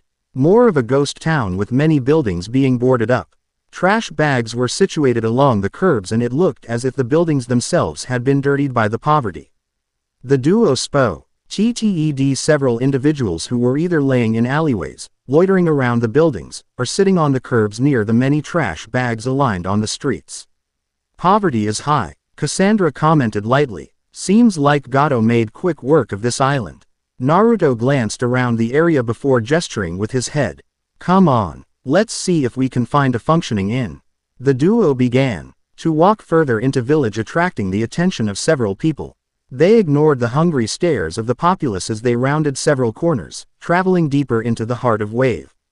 It wasn't until they ran into a small group of people wielding various weapons did they finally stop their trek. Naruto stared at the small group before glancing towards his companion who was eyeing the men with narrowed eyes. He pursed his lips before placing his hands into his cloak and palming two knives. If they wanted a fight, he'd give them one. He proceeded to lead the way with Cassandra following shortly after. Her left hand rested against her sheathed blade as she continued to size up the men who were now staring in their direction. The thief and warrior slowly approached the small group before slowly walking past them. Well, ain't you a beauty, Ooe? Don't see many of you brown-skinned ones round these parts. One of the men catcalled. Cassandra ignored the comment that was clearly directed towards her whilst rolling her eyes. She was half tempted to just stab the man in his brain. If he said something else though. What's your name? Cassandra's gaze snapped to the right as she came to a full stop. Her head slowly turned as she stared at the man who had previously called out to her. He was dressed in a dirty blue tunic with unkempt ebony hair and reeked of alcohol. Sporting a birthmark underneath his eye and a scar that traveled from his cheek to his jawline. An annoyed frown formed on Cassandra's face as the strong scent of cheap alcohol assaulted her nostrils. Without warning, her spear proceeded to plunge through the man's throat. The sickening sound of flesh being torn into rang out, followed by a quiet gurgling noise. Cassandra's brown eyes were lifeless as she hoisted the man's body up by the tip of her spear. Another wet gurgle emanated from the man she had stabbed before blood was ejected onto her face. The Spartan woman ignored the copper substance before retracting the blade from the man's throat. The man's corpse dropped onto the ground in a lifeless heap as blood began to slowly pool around his body. Cassandra stared at the lifeless body, before turning towards the rest of the group who were staring at her in fear. She proceeded to spin her weapon, flinging blood everywhere around her. Where is the closest inn? She questioned simply. Naruto untied his boots before kicking them off and placing them at the foot of the bed he was going to be resting in. You do that often? He questioned towards his companion. Cassandra was standing in front of the full-body mirror of their shared room as she wiped off the excess blood that painted her lower face. On occasion, Naruto sighed quietly before taking his cloak off and laying it on the love seat that sat in the corner of the room. I'm not going to say it was completely unnecessary, but I'm also not saying it was necessary. The demigod shrugged her shoulders before removing her bow and quiver from her back. She rested the objects on the table of their room before removing her other weapons and placing them in an organized array. We got to the inn faster, right? I say it's a win-win. She answered lightly. Naruto sighed quietly as he placed some of his hidden knives onto his cloak. Attention will be on us now. Cassandra waved off his statement as she replied. Live a little, Naruto. It's not fun if it isn't dangerous. She smirked at the boy's annoyed scoff before unclasping her cape and draping it over her large staff. She began to strip herself of her armor, starting with her greaves and her bracers. She placed them in a neat pile on the edge of the table before unclasping the shoulder pads of her armor. After they were unclasped, she proceeded to run her hands across the bottom of her chest plate, searching for something. There was a brief moment of silence before a quiet click could be heard. Cassandra released a sigh of relief before gripping the collar of her chest plate and prying it off of her body. Once the front of the armor was removed, she proceeded to do the same thing with the piece that sat on her back. Her toned stomach and abdomen were on complete display as a thin white cloth covered her breasts. There were several scars adorned on her abs and even a few discolorations that sat below her breasts, indicating that she had been burned at some point. Naruto's cerulean orbs traveled all along the woman's beautiful tanned skin as he took in every single scar that she had. None of them were hideous or overtly obscene, and if he was being honest, they kind of fit her. Cassandra was certainly an imposing figure, and even despite all of that, she was still incredibly beautiful. A gruff and rough kind of beautiful, but still, she was beautiful. Enjoying the free show. I don't normally allow men to see me like this on the first date. Cassandra's voice pulled him from his thoughts as his gaze traveled towards her face. She sported a small smirk as her hands rested on her folds. Naruto shook his head before responding quietly. You have a lot of scars. Her teasing smile disappeared as she focused her gaze towards her body, ring of the fact that she was showing most of it to the boy. Yeah I do, don't I? She questioned rhetorically. Her expression shifted several times before she adopted a small smirk. Maybe on E-Day I'll tell you how I got each and every one of them. Naruto shrugged his shoulders as he responded. If you want to. I'd be lying if I said I wasn't curious. Cassandra responded with a quiet hum as she unclasped her folds. The armored skirt proceeded to fall away from her waist before clanging onto the floor of their room. A thin cloth that resembled the same one that covered her breasts was wrapped around her pelvis. She sported several scars on her muscular thighs, but nearly as many as her chest and abdomen. Naruto tried to tear his gaze away from the woman, but, well, he couldn't. She was just so exotic. He had never seen a woman like this before in his life. Cassandra released a heavy sigh of relief before proceeding to stretch her muscles. Unknowingly, or perhaps not, ring that she was showing off her body to Naruto. The woman continued to stretch for another few minutes before shaking her arms out and bouncing lightly. If you're going to watch, at least throw me some gold, little thief. She sported an amused grin as Naruto's head turned away from her body. Sorry, I didn't mean to stare. He apologized in slight embarrassment. Cassandra laughed at the boy's apology before waving it off. It's fine. I don't care. The concept of modesty wasn't really a thing in my culture. As long as you weren't naked, that is. I'm a warrior. If the sight of a man's body were to distract me, then I'd be a pretty shitty warrior. She joked lightly. Naruto nodded quietly before laying on his back and staring at the ceiling. Will you be taking a shower? Ladies first. She ran into the bathroom with a melodic laugh as Naruto raised his head off the bed with a confused expression. A killer one moment and then a complete child the next. Cassandra was a strange woman. Naruto released a sigh as he walked out of the bathroom while drying off his spiky blonde hair. He had a pair of pants on but remained shirtless. Once he finished drying off, he threw the towel in the hamper before spotting Cassandra. She was still clad in her white cloth that left little to the imagination and was now meticulously cleaning each of her weapons. Her entire concentration was focused on the blades that she wielded, even down to her throwing knives. Naruto sat down on the bed they would be sharing before resting his head against the pillow watching Cassandra. Before he knew it, he was fast asleep with his right arm propping up his head. Cassandra finished her task an hour later and began to rub her eyes tiredly. She slowly stood up from her chair and began to stretch her muscles. Once finished, she turned her attention towards the bed before smirking. She spotted the boy's sleeping form before moving towards the bed. She unrolled the blanket that was resting against her own pillow before draping it over his form. Cassandra yawned tiredly before getting into the bed and turning the lantern off that was near her bed. Like every night she closed her eyes, she was haunted by the vision of her little brother being unable to save him from his demise. She was powerless to save Alexios. She should have killed her father the moment she met him.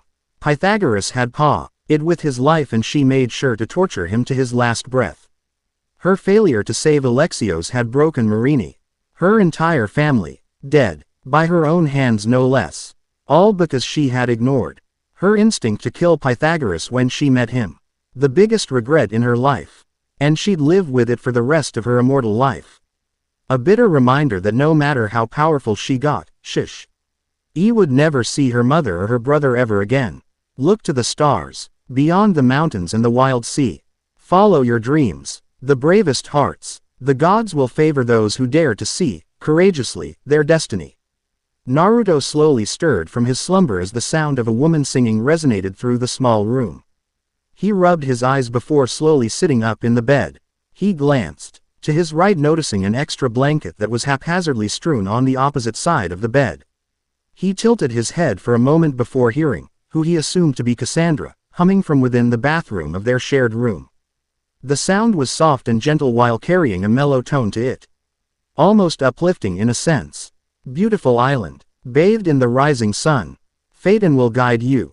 Travel in parts unknown. Back to the warmth of home. Naruto slowly rose from the bed before moving towards the sound. He couldn't understand what Cassandra was saying, but it sounded so beautiful. Through storms we'll ride, and battles fought under the raging sky. Through watchful eyes, fearless we breathe, with silent whispers through the ancient trees. Where legends grow, we live in home. The blonde teen reached the doorway of the bathroom and quietly gazed at Cassandra. The tanned woman was standing in front of the mirror that hung above the sink of the bathroom. She was brushing her long locks of hair with a metallic-looking brush and was swaying side to side slowly.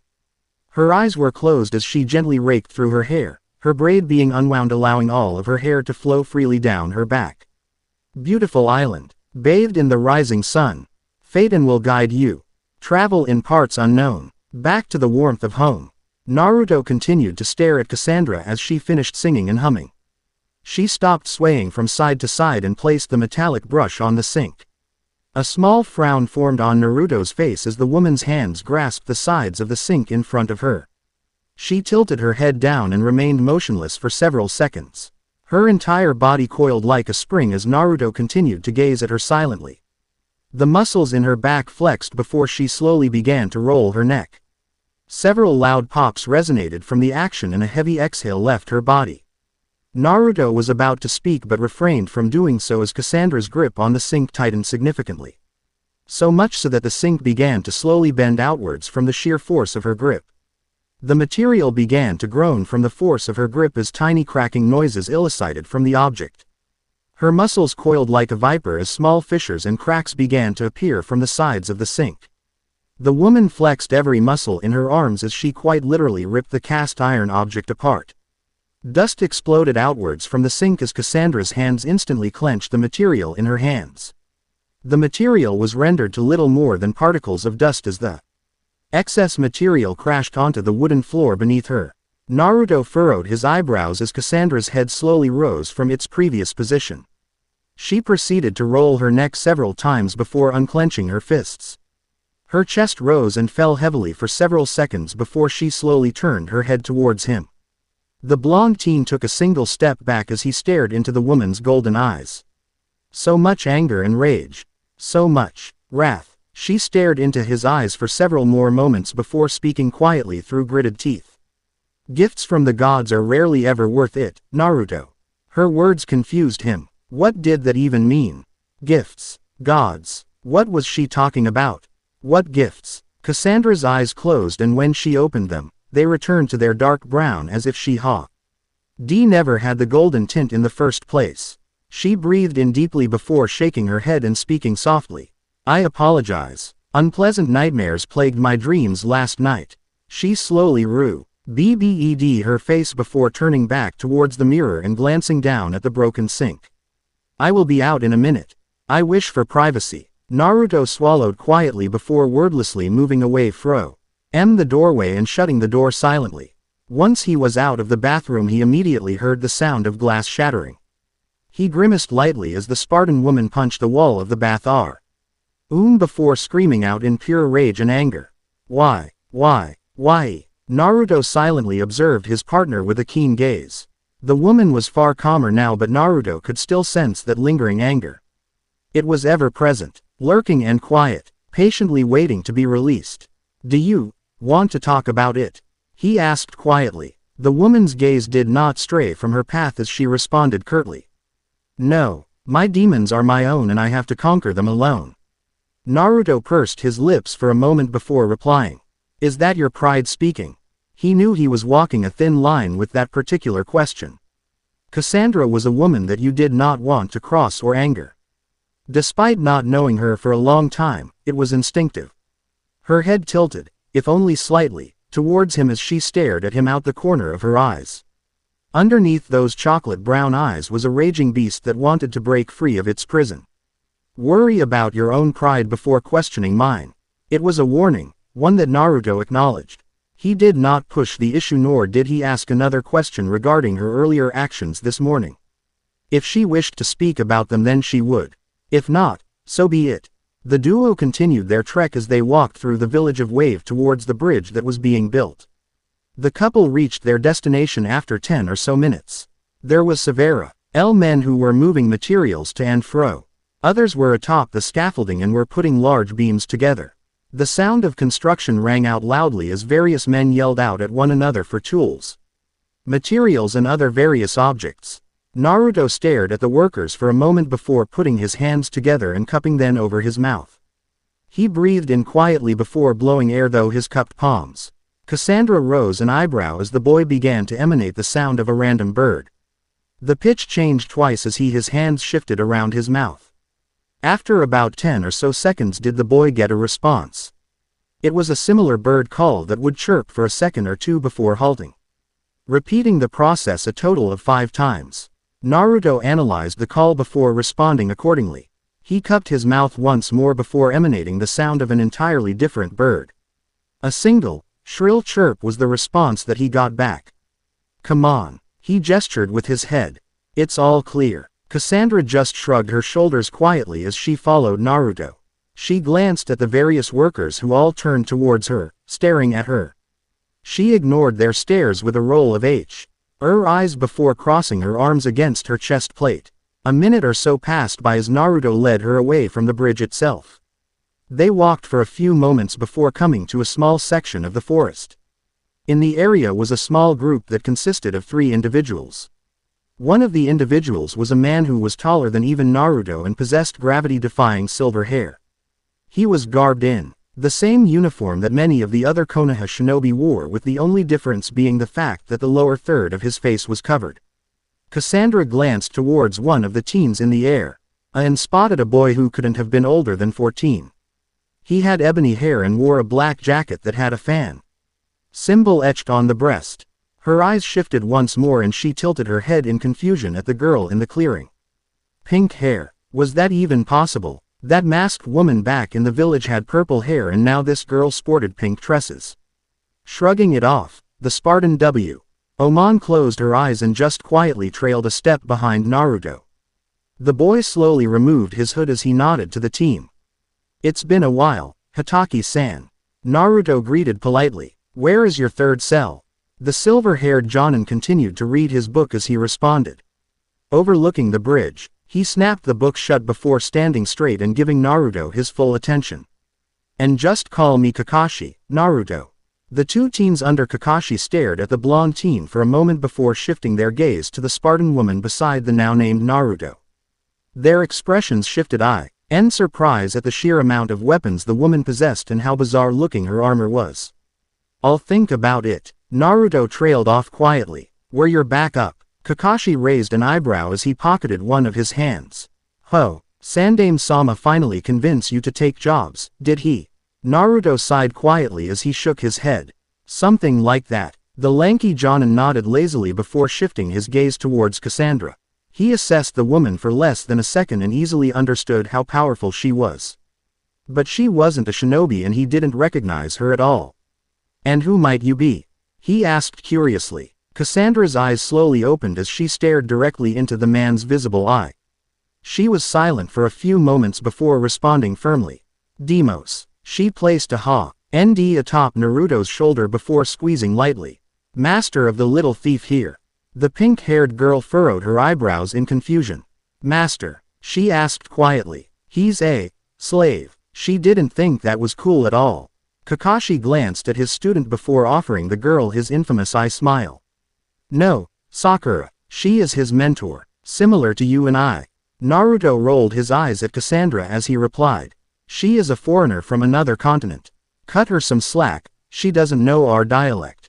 Cassandra tilted her head with a small smile. You didn't deny it, little thief. Her brows rose and fell suggestively as she patted his shoulder with a teasing smile. Got something ya want to tell me, Naruto ignored the woman's teasing comment and silently brushed off her hand. He ignored her amused grin with a shake of his head. You're not even shinobi, the ebony-haired teen stated with his arms crossed against his chest. What good are you going to be? Before Naruto or Cassandra could respond, Kakashi did for them. Now, Sasuke. His hand came to rest atop the boy's crown as he ruffled the boy's hair, ignoring his petulant expression. Shinobi aren't the end-all, be-all. There are plenty of dangerous people in the world who aren't shinobi. And some of these people have more power than your average jonin. His single eye slowly trailed towards Cassandra, not even bothering to hide the fact that he meant her specifically. Cassandra did not respond to the man and instead rose her left hand. Ikaros, she called out towards the sky. A few seconds went by before the eagle slowly planted itself atop her bracer. Cassandra smiled at the bird before she began to gently stroke his chin. The eagle leaned into the woman's touch as it closed its eyes with a soft chirp. Naruto paid no mind to the surprised, odd expressions of Kakashi's students. Back up. Got any info for us? Kakashi did not miss the way Naruto said, back up. He slowly pocketed one of his hands before gesturing lazily with his hand. I might, though, you'll have to join us for dinner for that. The blonde teen sighed in annoyance as he replied. Why must you be so difficult? Kakashi did not verbally respond, only offering an eye smile to the blonde thief. So you're a thief? The pink-haired girl named Sakura questioned. Not to be disrespectful or anything but like. What does being a thief have to do with providing backup for shinobi? All you do is steal. She trailed off quietly as Naruto stared into her eyes with his arms crossed.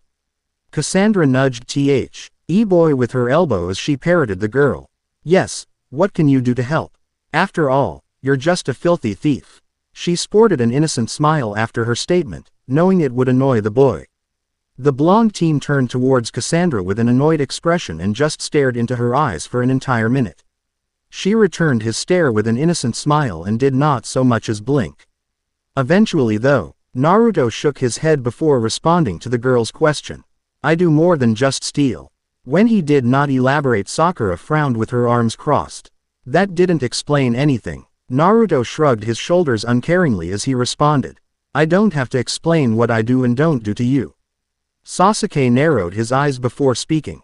And yet, you're back up to shinobi. His tone annoyed Naruto. You're hardly shinobi. Naruto snorted quietly. You're all green. You probably haven't even taken your first life yet. He noticed Sakura's uncomfortable expression before gesturing with his head. Draw blood first before talking down to me. Sasuke narrowed his eyes as his fists tightened angrily. Who did this guy think he was? He was just a damn thief. Scum. Naruto ignored the boy's venomous stare before turning towards Kakashi. If you're not helping, we'll take our leave then. Got some other things to do anyway. The 17-year-old thief gestured towards Cassandra with his head before walking away. The Spartan woman nodded her head quietly before glancing towards Ikaros. Up, she commanded. The eagle gave a shrill cry before flapping its wings and taking off. Know how to use those weapons? Cassandra glanced towards the ebony-haired teen before raising an eyebrow. I wouldn't have them if I didn't. She responded simply. The woman said nothing else and began to trail after Naruto. After the duo disappeared past the tree line, Sakura questioned Kakashi. Sensei, aren't they here too? Ya no, help. Kakashi's response shocked both Sasuke and Sakura. No, they're not. He did not elaborate and only pulled out his book. He began to idly read his literature whilst ignoring his students' questions and concerns over the duo. That woman, she made his skin crawl.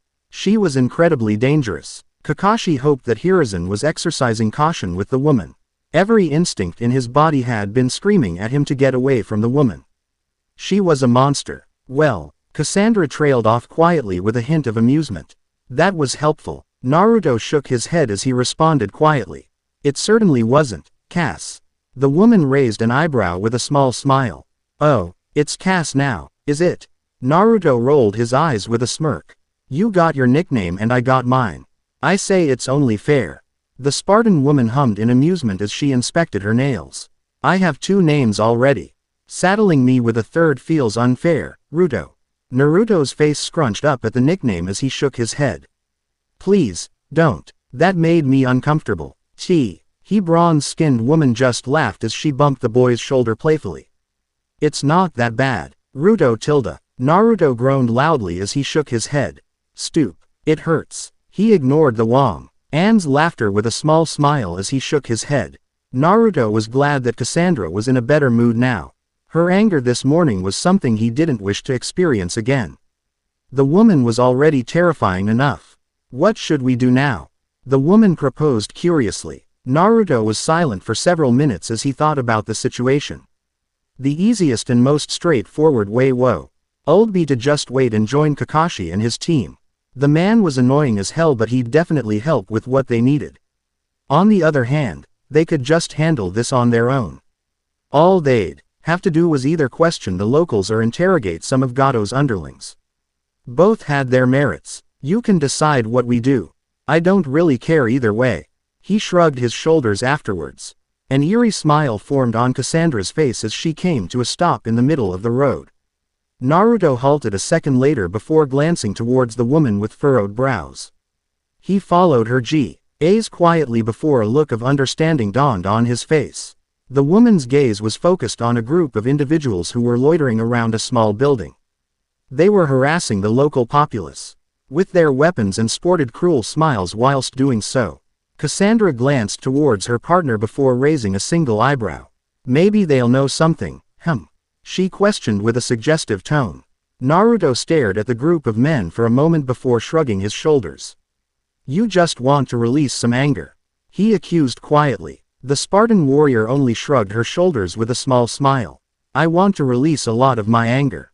Can't do that without a good fight to the death. Naruto chose to ignore that second part and just gestured for Cassandra to lead the way. Oh tilde, such a gentleman. She winked with a small smile before pulling out her spear and twirling the weapon with a glint in her eyes. Naruto snorted quietly before following after the woman. He idly palmed a kunai from within his cloak while trailing a step behind the woman. Within seconds, they had closed the distance between the group of men and were standing about a meter or two away from them. Air noticed a few seconds later, and like everywhere that Cassandra went, she was gawked at. Any of you work for some guy named Gato? She questioned with a tilt of the head while twirling her weapon. The small group of men registered the question a few seconds later before one of them smirked while staring at Cassandra. Who wants to know? The woman glanced towards her companion for a brief moment before shrugging her shoulders. I do. I want his head. There was a brief moment of confused silence before one of the men scoffed loudly. Kill Gato. You hi, lady. One of the other men cackled loudly before shaking his head. That's funny. You should be a comedian, lady. Those muscles are being wasted. Naruto just shook his head quietly as he glanced at Cassandra. He was kind of surprised that the woman wasn't already lopping their heads off. Cassandra struck him as a woman that tolerated very little. If you annoyed her, she'd let you know. Whether or not that response was violent depended solely on her mood at the time. And considering the fact that she was holding on to anger since this morning. Naruto's head snapped towards Cassandra so fast that he was surprised he didn't give himself whiplash. He knew exactly what she was trying to do, but the fact she said it. Kami. This woman was wild. The group of men were silent for several moments before they glanced towards another as they finally comprehended Cassandra's question.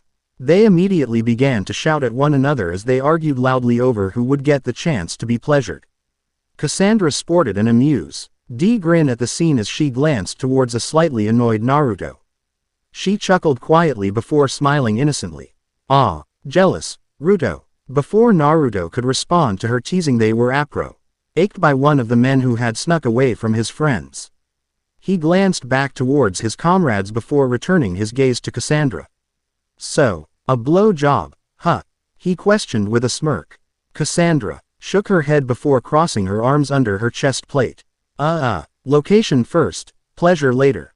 That's the only way this will happen. The man's face scrunched up for a moment before he sighed quietly. He reached into one of his pockets before pulling out a small parchment of paper. He unfolded the object several times before showing Cassandra a detailed map of Wave. On the map were Severa, red circles and other markings that depicted businesses, points of interest, and other miscellaneous areas. He pointed to one of the areas on the map before speaking. This is Gato's main hub. He handed the paper over to Cassandra, who studied the map with a keen eye. It's where most of his men are stationed. But he's got some of those ninja guys there too. The big guy is pretty scary. Sandra studied the map for another few seconds before smiling and rolling the item up. She handed the item to Naruto, who immediately placed it into one of his pockets inside of his cloak.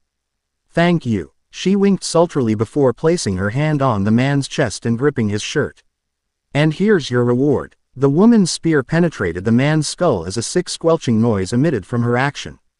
Cassandra tilted her head for a moment before ripping her weapon out of his skull.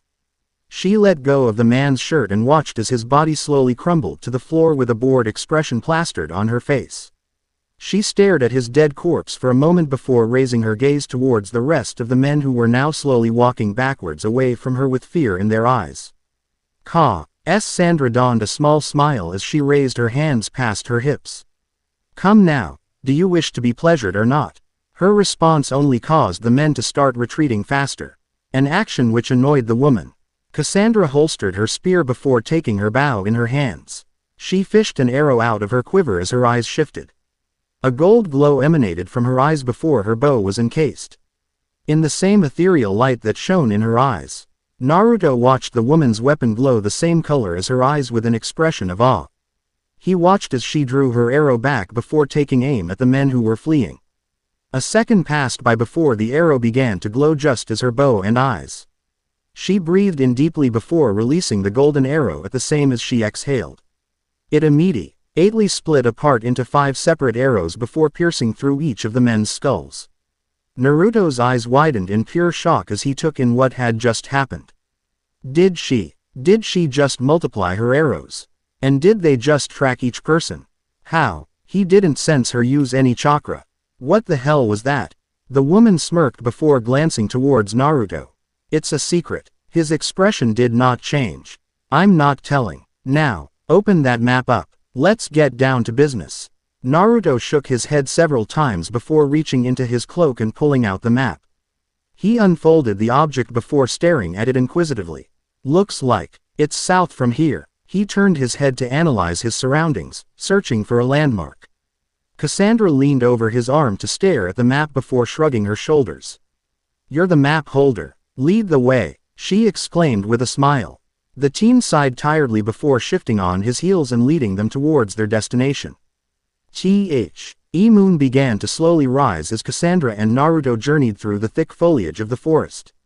The sound of laughter emanating from the pair as Cassandra told stories of her past.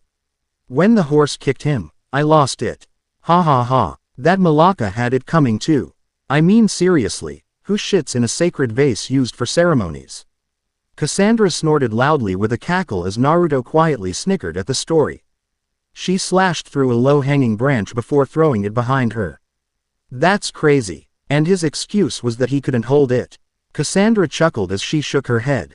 I know, right? What a weak excuse. A comfortable silence settled between the pair as they continued their journey to Gato's base. Naruto glanced at Cassandra and noticed that she was far more relaxed than he'd seen since meeting her. He pursed his lips for a moment before rubbing the back of his head. He sighed quietly before deciding to just ask the question. Hey Cass. About this morning. I led off silently when the woman glanced towards him with a raised eyebrow. He licked his lips nervously before continuing. I know it's not my business, but if you wanna talk about it, you know. He trailed off lamely. The woman's chocolate brown eyes bore into his cerulean ones for several seconds before she sighed quietly.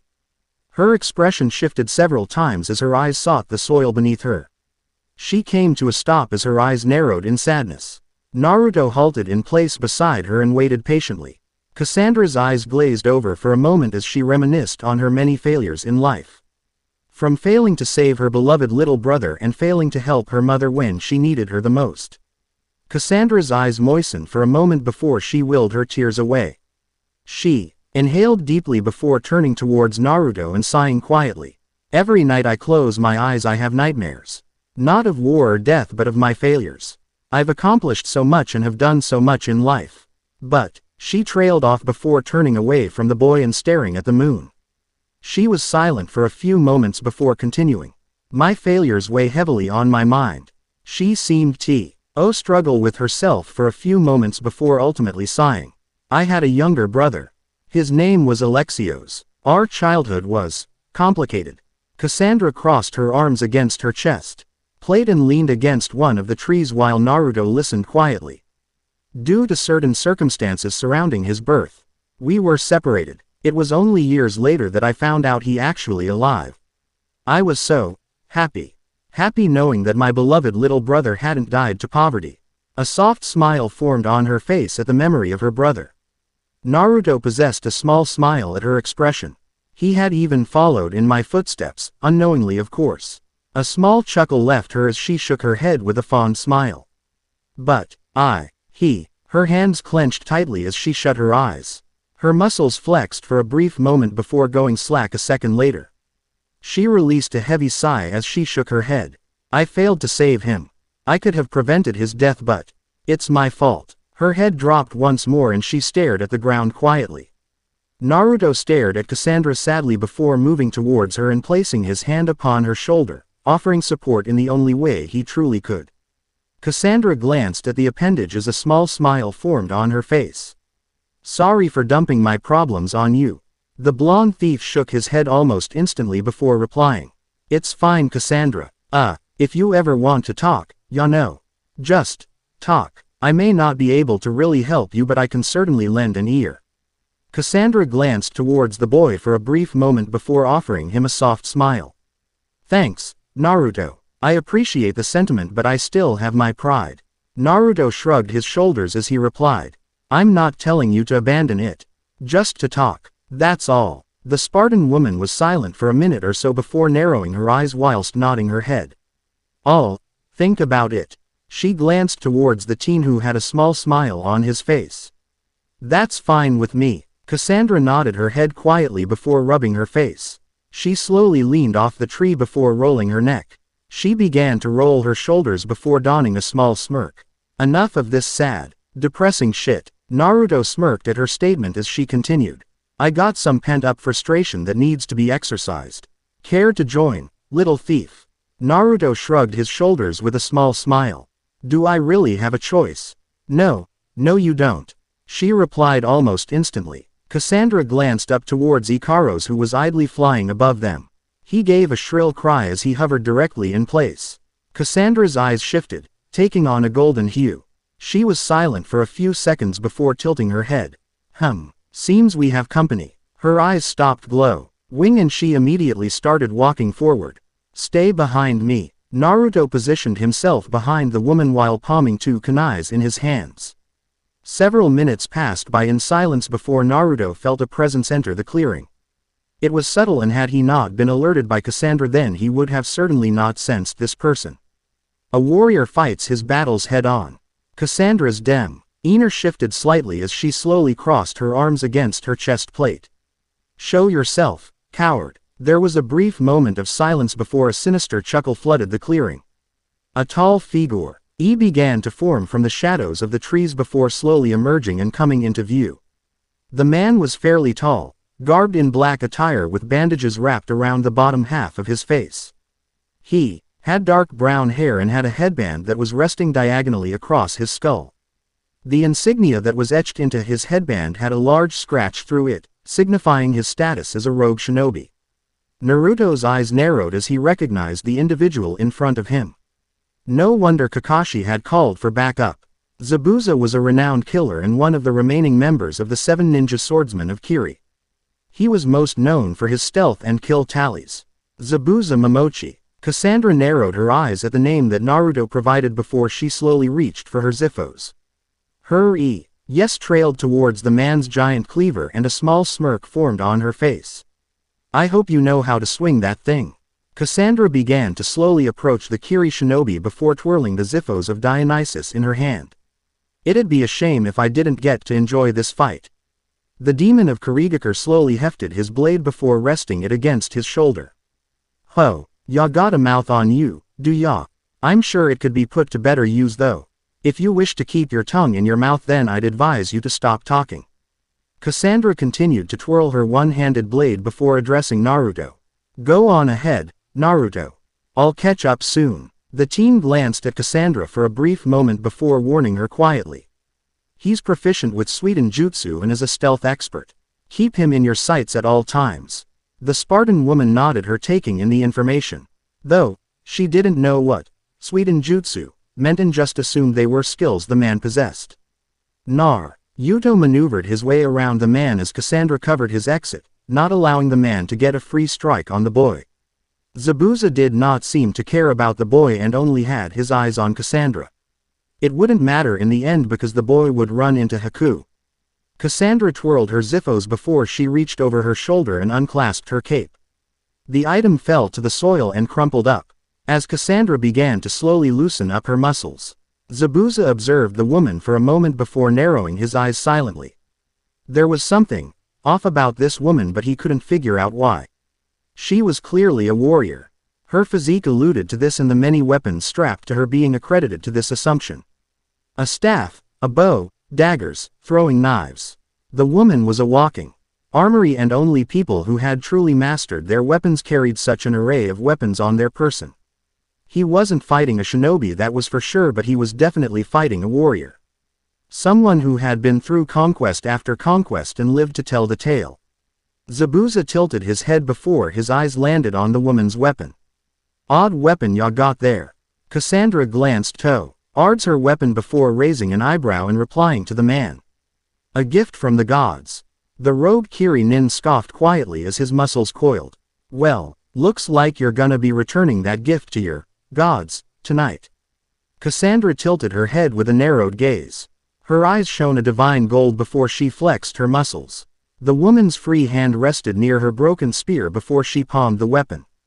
Cassandra's knees bent slightly as she twirled the spear or Leonidas in her hand. Her right arm coiled back before she threw the broken weapon towards Zabuza's position. The weapon sliced through the air with a shrieking noise as Zabuza's eyes widened from the sheer speed at which the weapon had been thrown at. He had only a half a second to shift his weapon to block the impact of the spear. A harsh clang resounded through the clearing as the broken spear struck against Zabuza's zanbato. The man released a low grunt before supporting his large blade with his free hand.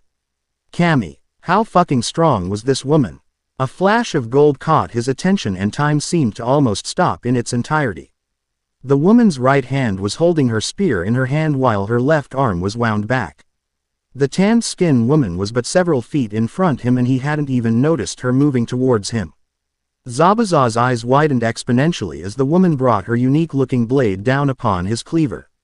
Another rather harsh clang emitted from the attack as Zabuza grunted loudly from the attack. His arms shook under the force of Cassandra's attack as he dug the soles of his feet into the soil beneath him. What the fuck? How fucking strong was this chick?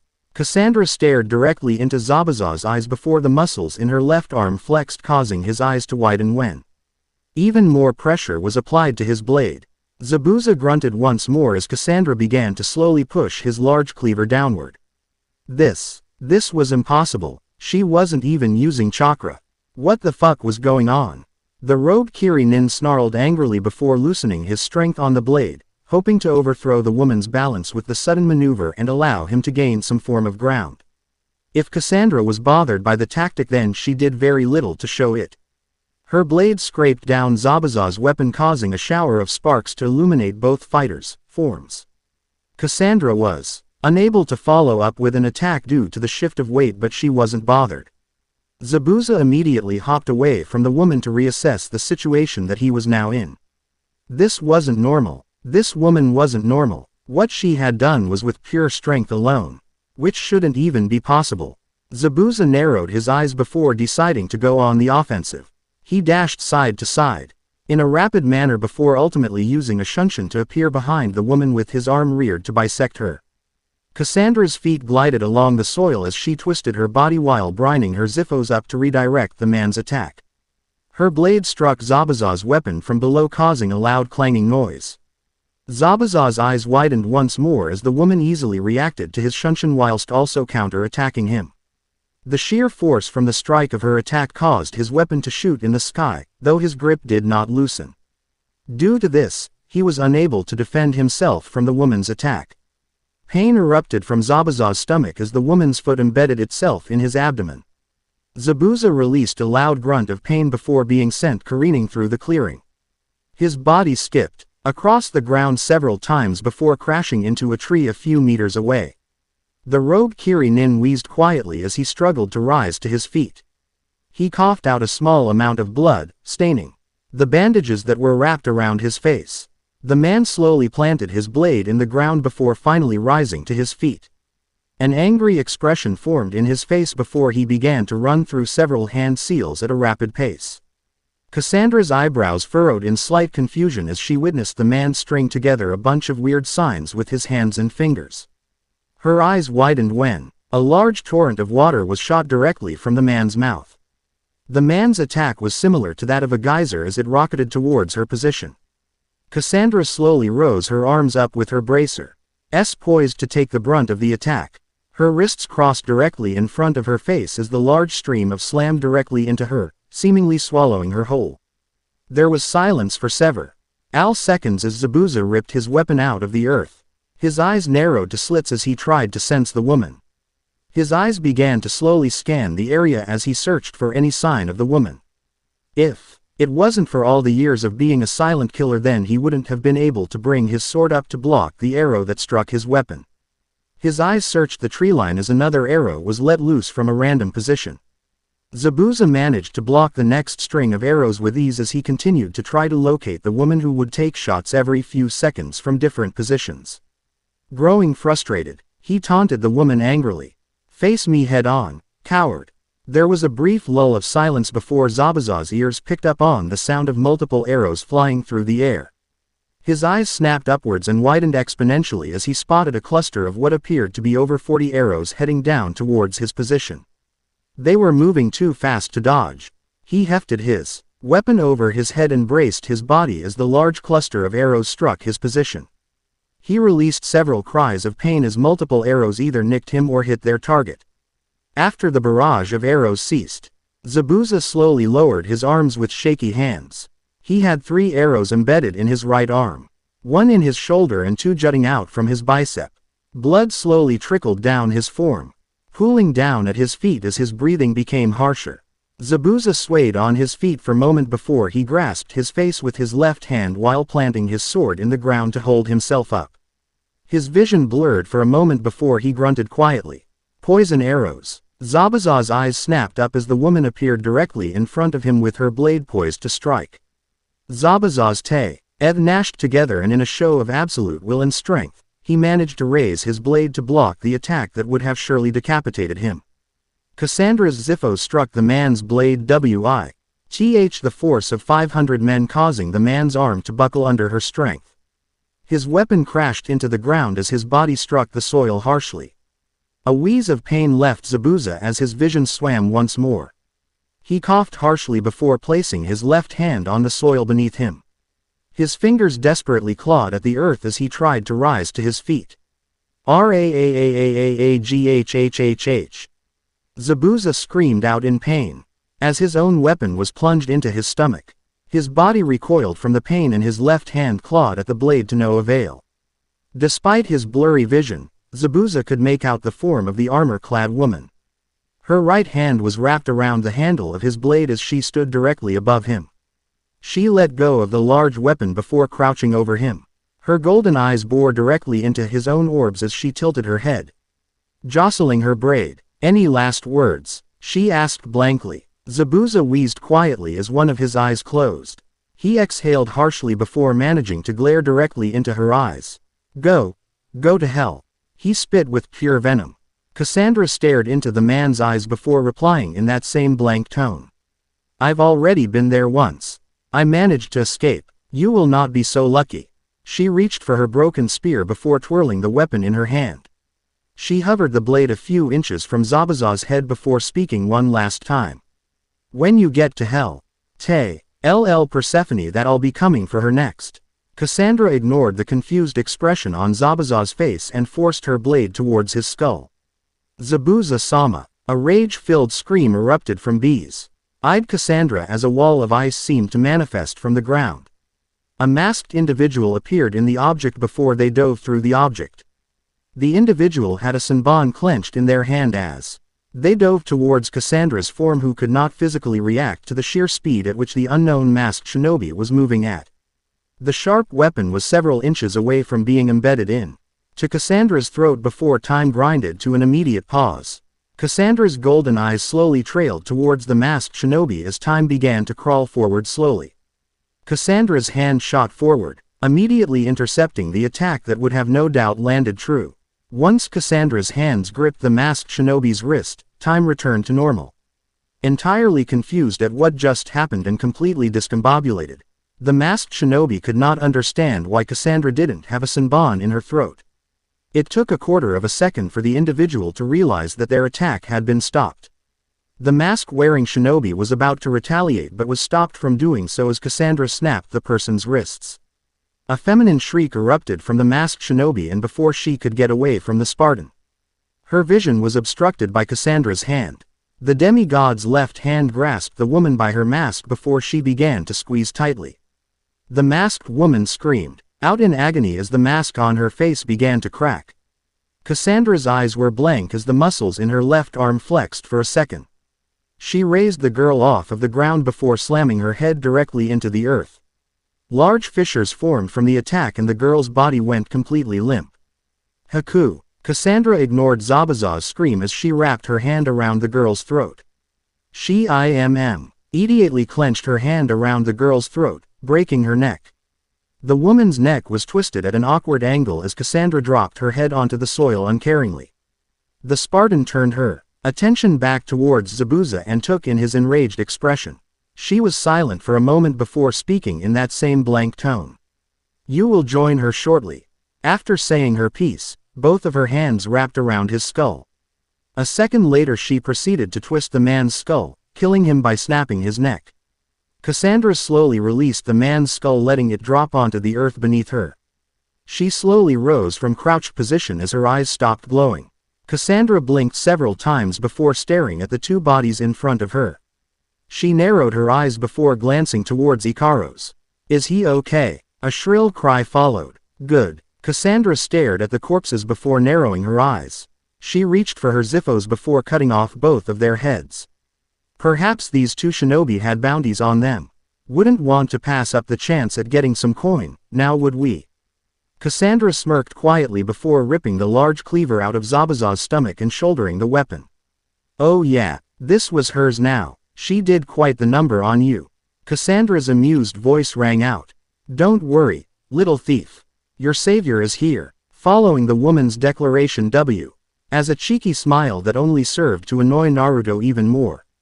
It was bad enough he got his ass handed to him by Zabuza's apprentice, but now he was being teased by Cassandra. Kami truly did spite his existence. Naruto slapped Cassandra's hand away from his face, preventing her from examining the black eye and other wounds he now sported. I'm fine, he responded in a slightly petulant manner, aggravated at his defeat. Cassandra was silent for a moment before sighing quietly and taking a knee on the soil. She stabbed Zabuza's weapon into the ground and dropped the decapitated heads of said man and his apprentice next to the weapon. Let me see. She didn't bother waiting for the boy's response and immediately grasped the boy's chin, turning it towards her and staring at the swollen area around his right eye. Naruto was resistant at first, but soon understood that his struggle was futile. Mostly because the woman's ironclad grip was nigh unbreakable. Kami, did this woman crush cinder blocks for fun? The bronze-skinned woman continued to examine the wound before gingerly rubbing her thumb across the blackened skin. At the boy's silent grimace of pain, Cassandra nodded her head. Her chocolate brown eyes roamed down the boy's face and to his left shoulder. She moved his hooded cloak aside, taking note of the stream of blood that was idly seeping into his shirt. Without warning, Woman proceeded to tear the cloth around the boy's wound. The fabric gave way easily and the Spartan woman ignored Naruto's indignant huff at the action. Cassandra reached into one of her many pouches and pulled out a clean piece of cloth. She began to gently dab the wound, taking caution when nearing the entry wound. After thoroughly cleaning the area around the wound, Cassandra examined the injury and lightly pursed her lips. Clean cut, no tears. Cassandra clicked her teeth quietly before nodding her head and speaking. Look at you, already taking after your master. A sly smile formed on her face as she reached into a different pouch. It'll leave a scar, but you're lucky she didn't nick your bone. Naruto rolled his eyes before resting his head on the tree he was seated against. His hands fell to the grass beneath him as he slowly calmed his breathing. His first fight with a shinobi. A complete disaster. She had completely decimated him. He was outclassed at every turn. Too slow, too cautious, sloppy, unrefined. A disappointing loss. One that surely should have ended his life if not for Cassandra's actions. A heavy sigh left Naruto as Cassandra pulled out 2 needles with a long piece of thread. The woman held the piece of thread between her teeth before tethering it through both of the needles. Once finished, she reached into her pouch before pulling out a peculiar-looking herb and offering it to Naruto. Here, chew on this. It'll ease your pain. Cassandra proceeded to place the herb in Naruto's mouth the second he opened it, not caring about his feelings on the matter. He was going to eat it whether he liked it or not.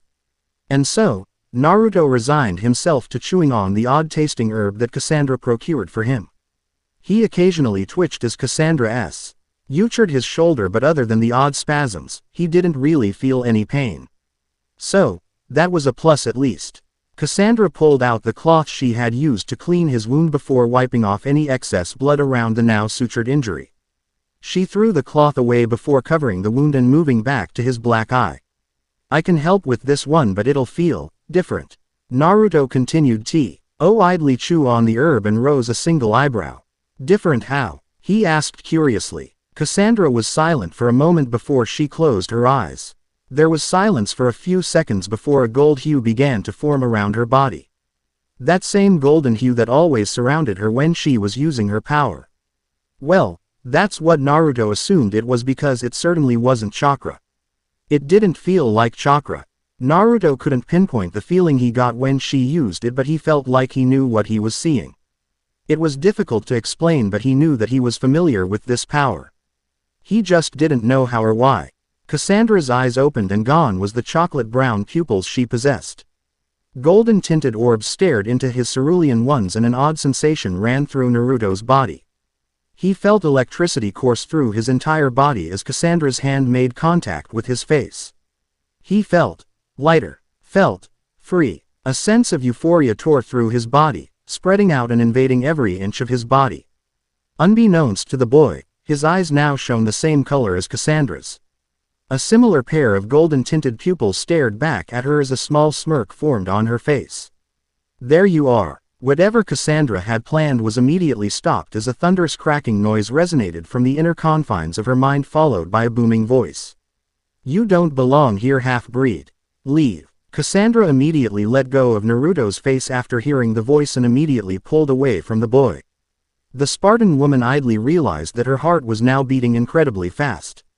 She blinked several times before forcing herself to calm down. What was that? Did Naruto's Isu artifact just speak to her? A sentient Isu artifact, one that could talk. How? It wasn't completely out of the realm of possibility considering the apples of Eden were all sentient. But the apples of Eden couldn't talk. Control and manipulate humans, yes, but to talk and possess free will. This was unheard of. Naruto's Isu artifact had literally pushed her away. While speaking, a grin began to stretch across Cassandra's face as she stared at the boy, who was now shaking his head with a low groan. Oh yes, this world was definitely interesting. Getting herself under control, Cassandra cleared her throat while furrowing her eyebrows. You okay, little thief?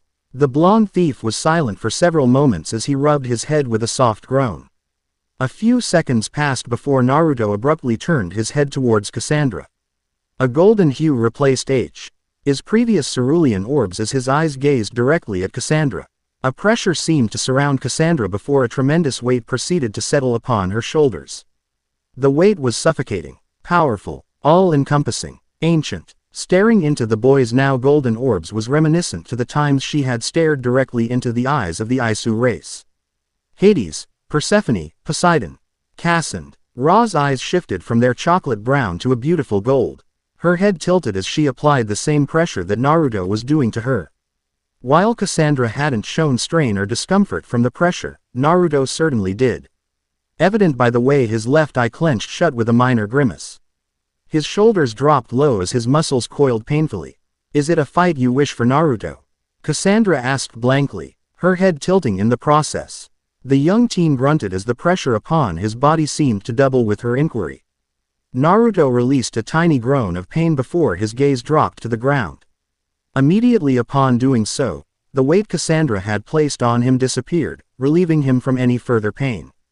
"Breath, little thief." The Spartan spoke with power in her voice. The first time is usually the hardest. Why did her words make sense? Naruto's eyebrows furrowed as he stared at the soil beneath him. Following her advice, he began to slowly control his breathing. In, out, in, out. What was this new feeling? He felt so invigorated, so powerful, like he could fight for hours without a break. In, out, in, out. The pain in his shoulder seemed almost non-existent now. While the herb that Cassandra had procured earlier had done its job in numbing the pain, it was almost as if he had never gotten injured in the first place. Naruto slowly trailed his hands towards his sutured wound before halting as his fingers grazed across the neat, isn't it? Cassandra asked with a crooked smile. Naruto's head dipped once more as his eyes gazed at the non-existent wound upon his shoulder. The only thing that led credence to him actually having a wound was the fact that the stitches were still present. His skin was unblemished, save for the single piece of twine that zigzagged through his skin. There was no irritated skin, no clotting of blood, no cut. He continued to stare at the wound in disbelief before slowly gazing up at Cassandra. His eyes no longer golden. What happened to me? He shakily questioned Cassandra. The Spartan's crooked smile shifted into a grin as she bent at the hip, her face coming within a few inches of Naruto's. "It seems you have awakened something powerful. Something ancient." Cassandra's hand came to rest under Naruto's chin as she gently stroked it. "Something I've never seen before." "What are you talking about?" Naruto asked in genuine confusion. I feel different. What did you do to me?" Cassandra chuckled quietly before pulling away from the boy and standing to her full height. "Let's just say that I was the conduit needed to awaken you." She twirled her spear for a moment before deciding to test the boy's Isu artifact. If it was awakened and sentient, then it would surely protect its user. If not, Cassandra abruptly lunged towards the boy as her spear blurred directly into his line of sight. The speed at which she moved was quite literally too fast for normal human eyes. It would surely spear through the boy's head.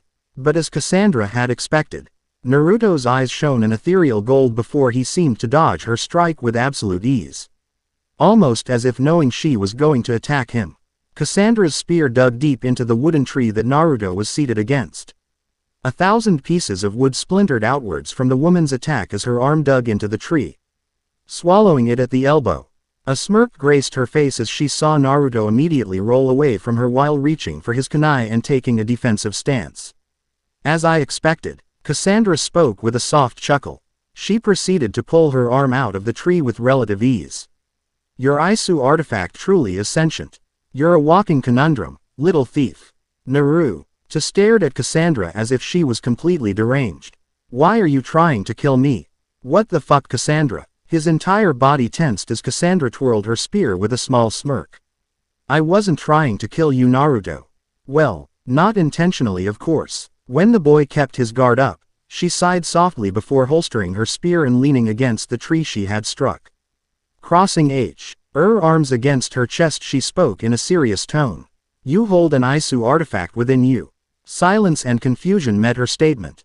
It wasn't unexpected. "A what? What's an Isu artifact?" Naruto questioned with furrowed brows, his body still tense and his adrenaline still surging through his veins. Cassandra tapped her forearm several times before replying. An Isu artifact is an item created by the Isu race, the first civilization to exist. They are considered to be the progenitors of humans, having even created them. Naruto, despite his earlier suspicion and tense posture, couldn't help but just stare at Cassandra as if she was mentally deranged.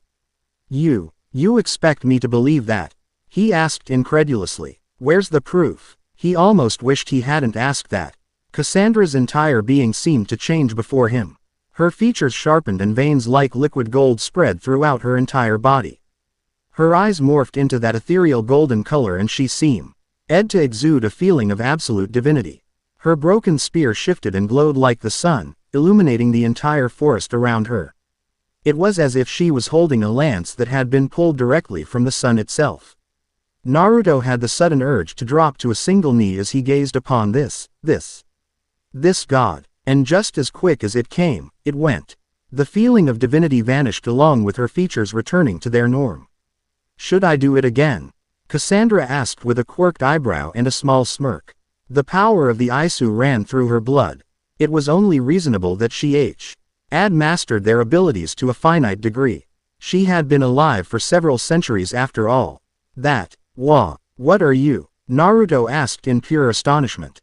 He had never felt something like this in all his life. Not even from the hundreds of shinobi that called Konoha their home. While intimidating and deadly, they did not feel divine. Did not exude a presence that practically demanded subservience. He was reminded of the first time he had actually met Cassandra in Konoha. How she seemed to just naturally give off an aura of power that demanded obedience. I am like you, Naruto. Cassandra replied back simply. Though I do not have an Isu artifact held within me, you are unique. I have no doubt that we are one in the same. Naruto blinked at the statement before his eyes strayed towards his hands. He stared at the appendages for several seconds before clenching them tightly, feeling an unknown energy coursing through his veins. And yet you haven't explained what exactly we are, he stated while returning his gaze to the woman. Cassandra leaned against the tree she struck once more before smiling. Part Isu and part human.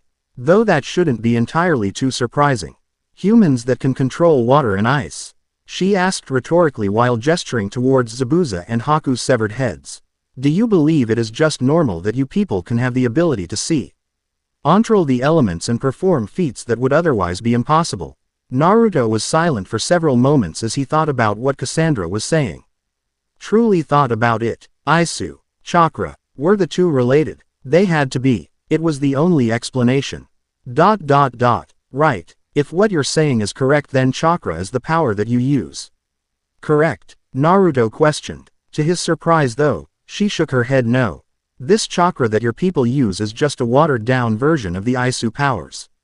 Cassandra held her hand in front of her as a golden hue emitted from the palm of her hand. A second passed by before a roaring inferno exploded out from her palm, shooting into the sky and incinerating the tree she stood below. The raging inferno continued to destroy the tree for several seconds before Cassandra waved her hand in the air. In an instant the fire dispersed and disappeared as if never having existed, though the damage to the tree remained. This is the true power of the Isu. She turned back towards Naruto, who maintained his odd expression. Your people are still far more unique than my own. Your people have managed to explore different avenues of the Isu abilities. It is truly fascinating. And she certainly meant that. The Isu race had never sought to really weaponize their abilities, preferring to create and build. While her armor and weapons were crafted from the hands of an Isu and could take blows that were otherwise devastating, they had never gone out of their way to explore avenues regarding violence. And why did they need to? They were incredibly powerful and intelligent.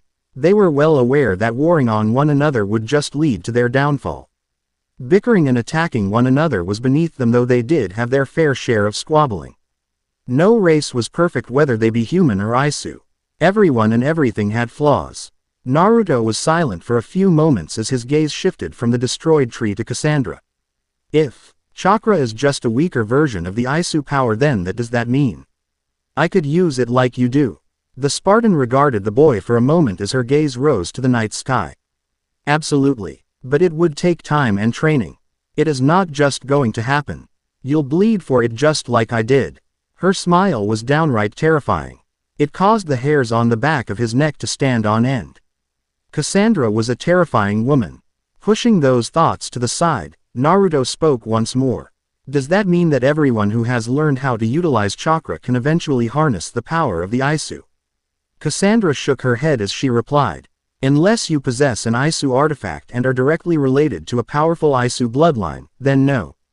Naruto was silent once more as his eyes returned to his previously clenched hands. Still fisted and resting atop his knees.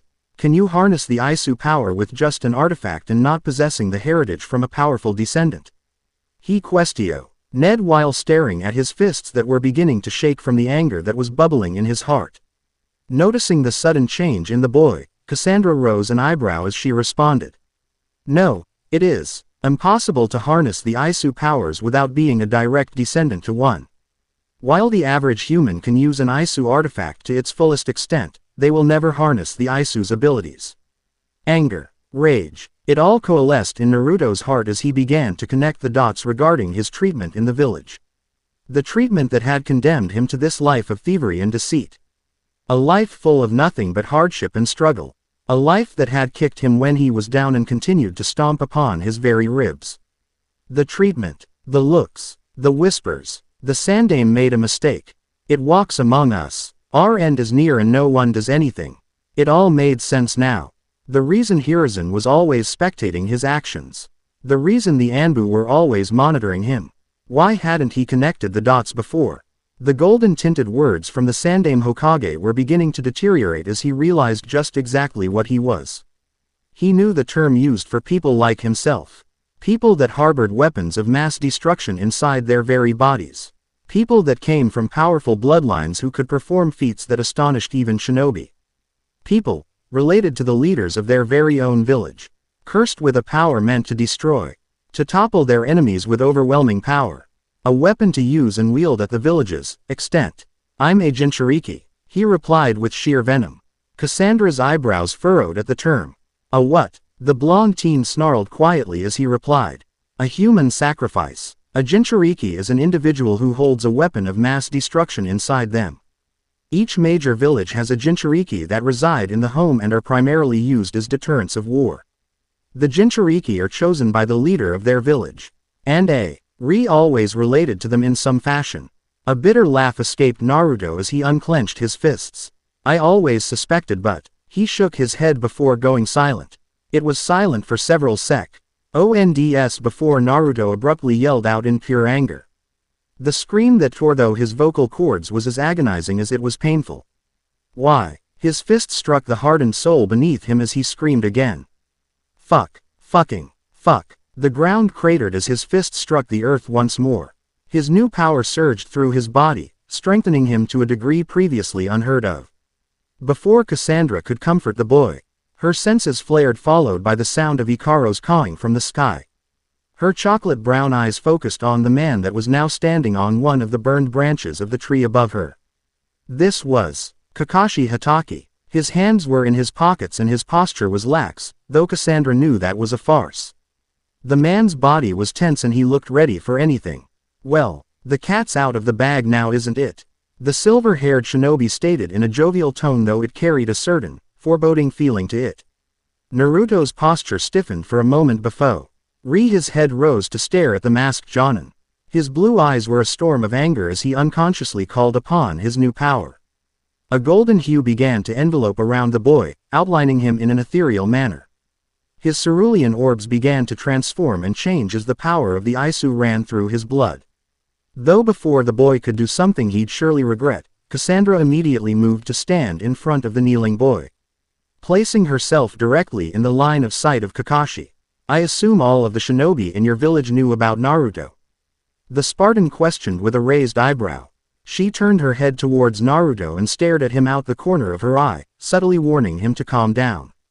She nodded her head when the golden hue of the Aisu deteriorated from the boy's vision. Kakashi eyed the Spartan woman standing in front of the boy before replying. Them and the villagers. Those who are unaware were the generations born after Naruto's birth, though their parents certainly didn't mind spreading their prejudices unto him. The silver-haired shinobi dropped from his perch atop the tree, landing several feet in front of Cassandra. Cassandra tilted her head as she stared at the man. Curious. You don't seem to harbor the same prejudice that the populace does. Hiding his surprise behind his apathy, Kakashi responded with a brow raised. And why would I? He questioned rhetorically. Naruto wasn't responsible for what happened that night 17 years ago. If that's the case, then why wasn't I informed? Naruto questioned with a scowl from behind Cassandra, still seated upon the soil. I suffered in that village.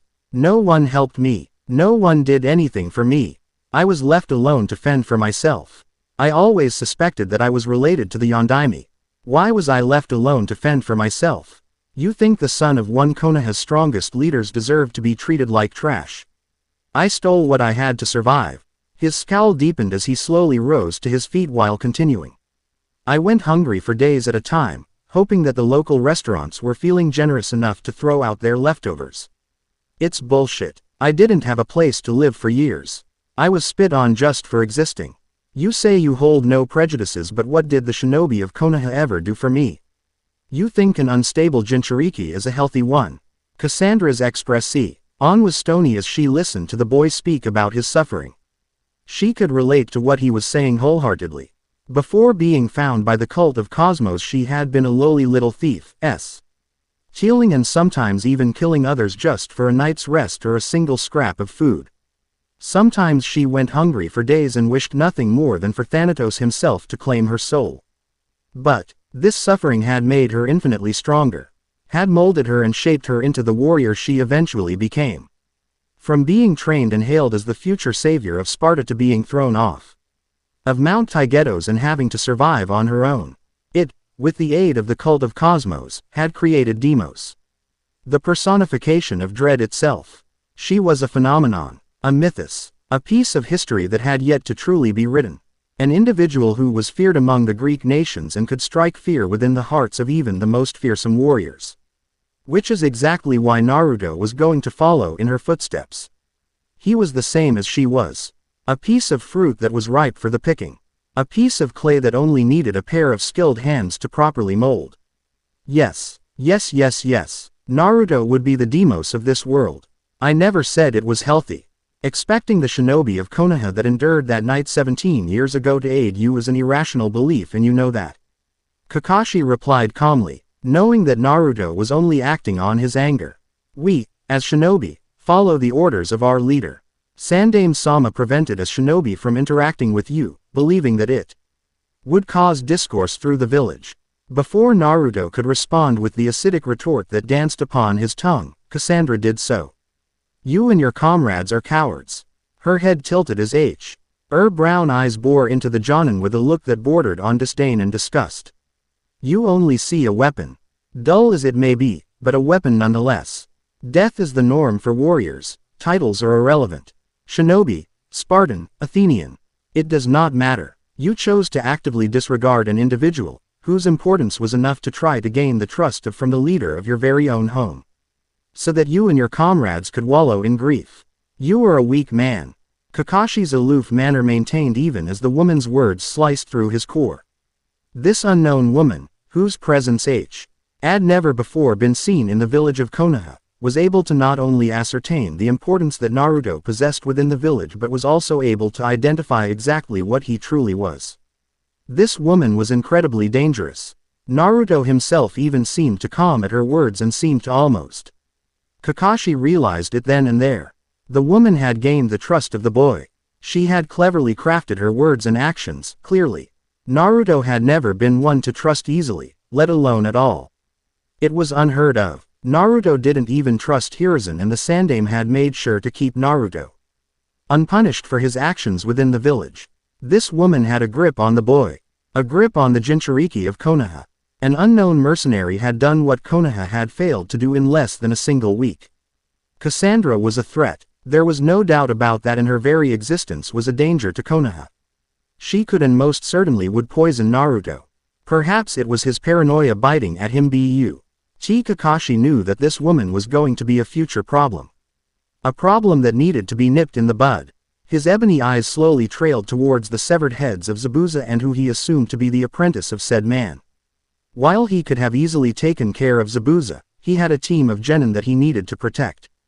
Meeting the man in open contact with his team would have been a death sentence for his students.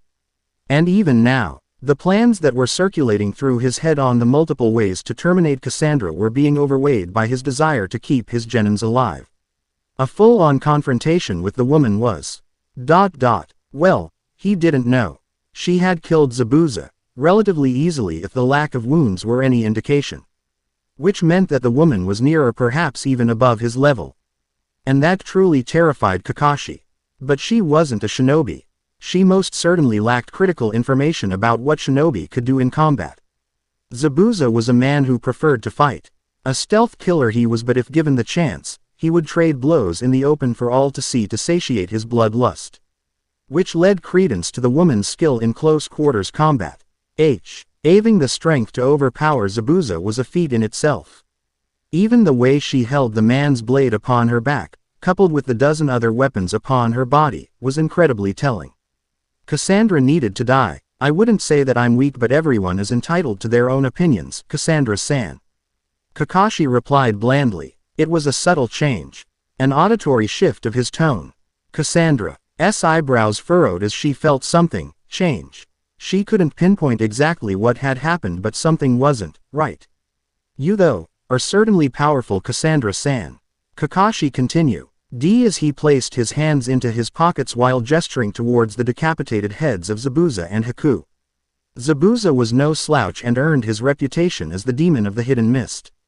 The fact that you were able to not only trounce the man, but kill him is very telling to your skill as a mercenary. The Spartan continued to stare at the man with slight confusion. Something was clearly wrong. She couldn't pinpoint what exactly it was. It just didn't feel real. Like a cheap fabrication, which was odd to say because nothing seemed out of the norm, and yet. Cassandra blinked and a wave of pain jolted throughout her body, starting from her breastplate and surging throughout her entire body. Her vision distorted for a mere second and the image of Kakashi standing in front of her seemed to bleed away as if not existing. Confusion racked her skull as she came face to face with Kakashi, his headband raised revealing a completely unique eye to her. Cassandra belatedly realized that Kakashi's hand was encased in lightning and was currently striking against her chest plate, directly where her heart was. But it hadn't pierced her armor, only denting it enough to cause superficial pain to her chest. Despite being caught completely off guard by the surprise attack that Kakashi had launched, Cassandra was quick to retaliate. Her face hardened as her eyes shone like the sun, taking in Kakashi's shocked face. Cassandra immediately latched onto the man's outstretched arm. The Spartan made to break the man's arm but was once again caught off guard. The shinobi's entire body seemed to expand in an abnormal way before glowing brightly. Not a second later did the body Cassandra held on to explode in a brilliant display of destruction. Cassandra, the aforementioned woman, heard the scream of the Jinchuriki before a cloud of destruction emanated from her position. The bronze-skinned woman was engulfed by the flames of Kakashi's clone. A shockwave surged throughout the clearing, NEARLY knocking Naruto through the tree he was seated against. The blonde covered his face as ash and loose debris shot towards his position. Not a second later did he rise to his feet with a horrified expression. Why did Kakashi attack her? What the fuck? She hadn't threatened him. What the fuck are you doing? His voice came out hoarse and ragged as he swiveled his gaze around the clearing to search for the Jonin. Are you out of your mind, Hatake? He just attacked Cassandra for no fucking reason. The woman who had been authorized by the Hokage to aid him on this mission. What the fuck? Was the man going senile? There was silence for several seconds before Kakashi reappeared on the tree branch several minutes prior to his untimely attack.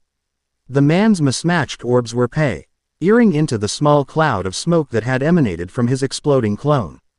His visage was stony and uncaring as he noticed Naruto's increasing anger. The boy's fingers were curling in agitation, as his eyes flickered into a different color altogether. A prick of worry wormed its way into Kakashi at the sudden change, but he squashed it down as the cloud of smoke contorted before being swept away by an unseen force. The Jonin's lips thinned as he spotted Cassandra's head peek out from the remaining smog of smoke and ash. Her right eye was alit with a golden hue and surged with anger. The rest of her body soon followed from the aftermath of his jutsu. Like a nightmare from the deepest pits of his imagination, Cassandra stepped out of the smoke with a minor injury. Her left arm dangled uselessly at her side, blackened from the explosion he brought upon her. Her golden armor was completely untouched, spotless even. The only thing that indicated she had been in an explosion was the BL. Axoot upon her skin and the injury to her arm.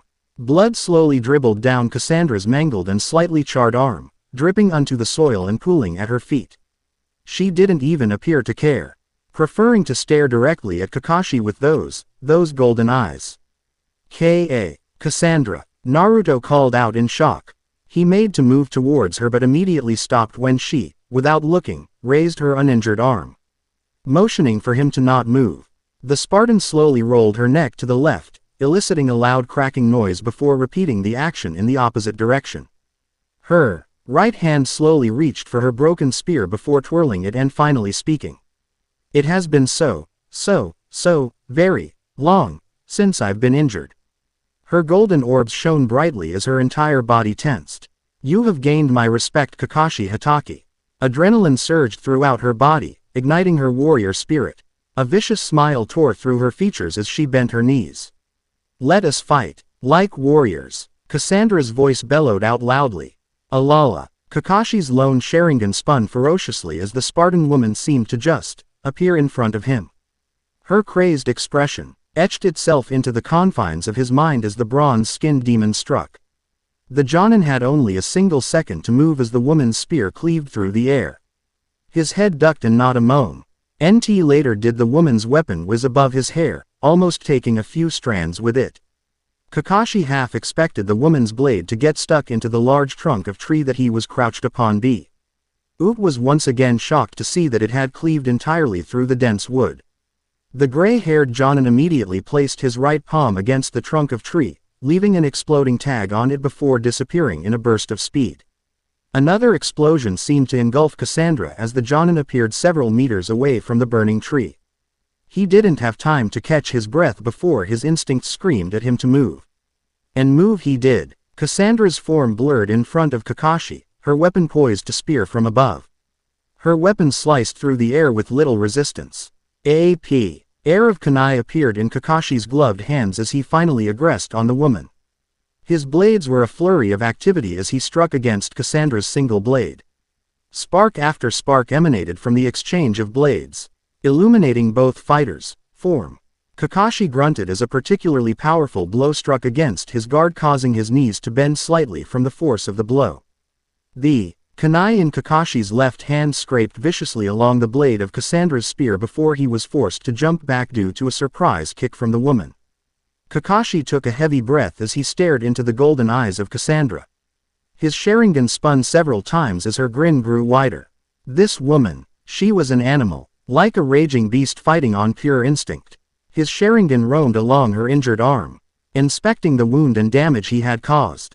He'd thought that she'd be slower or even more cautious due to the wound, but the woman didn't even seem to care. One arm or not, she was incredibly dangerous. Speed and power combined with pure skill. The Jonin breathed in lightly as he noticed the woman's knees tense. Both Cassandra and Kakashi disappeared and reappeared a second later with their weapons clashing. Kakashi's dual-wielded kunai clashed against Cassandra's single broken spear. A cacophony of metallic rings and clangs rang out as both shinobi and Spartan traded blows with their blades. Kakashi ducked under a sweeping attack while simultaneously thrusting one of his kunai towards the woman's gut. In response to the attack, Cassandra lifted one of her legs, allowing her greaves to block the attack. The Jonin immediately dropped his kunai and latched onto the woman's leg, pulling it towards his armpit and entrapping it. Cassandra's eyes widened slightly at the menu. Veer, and she immediately made to strike down with her spear. Kakashi spun the other kunai in his hand and immediately intercepted the woman's blade. The resulting clang from Kakashi's kunai and his or tug on her leg caused the woman's balance to shift awkwardly. Cassandra's spear held for a moment before being struck back and into the air, though she did not relinquish her hold on her weapon. Cack. Ashi took advantage of the woman's off-balance and immediately flicked the kunai he had struck with into the air, catching Cassandra's gaze for a mere moment and distracting her. The cry of 1,000 birds sang out into the forest almost immediately after his actions. Kakashi's lone Sharingan blazed ferociously as he thrusted his Reikiri towards Cassandra's unprotected shin. Cassandra's eyes immediately snapped down at the sound. She grit her teeth upon noticing the danger of that particular technique before tilting her head back as far as she could. What Cassandra didn't expect was the plume of smoke that formed around Kakashi's previous form, and now in his spot was the kunai he had thrown into the air. Cassandra was unable to react as Kakashi appeared directly in front of her, somehow swapping positions with the kunai. Chidori. Quote. Cassandra's golden orbs followed the lightning-encased fist for a single moment before she closed her eyes and focused on the Isu blood that ran through her veins. Power flooded through her veins like an addicting drug. The power of the Isu spread throughout her entire body before she yelled. Enough! Kakashi's Sharingan spun viciously and he was unable to react as a pillar of golden light struck down onto Cassandra's position while subsequently blasting him away. The Jonin rag-dolled along the earth for several seconds before pushing his palm towards the ground and catching his balance. He flipped several times before ending in a crouch. He immediately gazed towards Cassandra's position and dread formed in his chest. The Konoha Jonin swallowed saliva in his mouth before releasing several labored breaths. What was this woman? What was this power? Kakashi's Sharingan spun slowly as it took in Cassandra's new form. The woman was bathed entirely in golden chakra. He couldn't really identify exactly what the energy was, but the fact that her left arm was now completely healed was worrying. He had already used so much chakra just trying to end her as fast as possible. Sweat dripped down Kakashi's face as his vision blurred for a moment. A grunt left his body as he sighed tiredly. This was not going at all how he expected. He might actually die here. A pity. Kakashi released a tired sigh before slowly rising to his feet and closing both of his eyes. All of his doubt, fear, dread, and exhaustion seemed to vacate his body.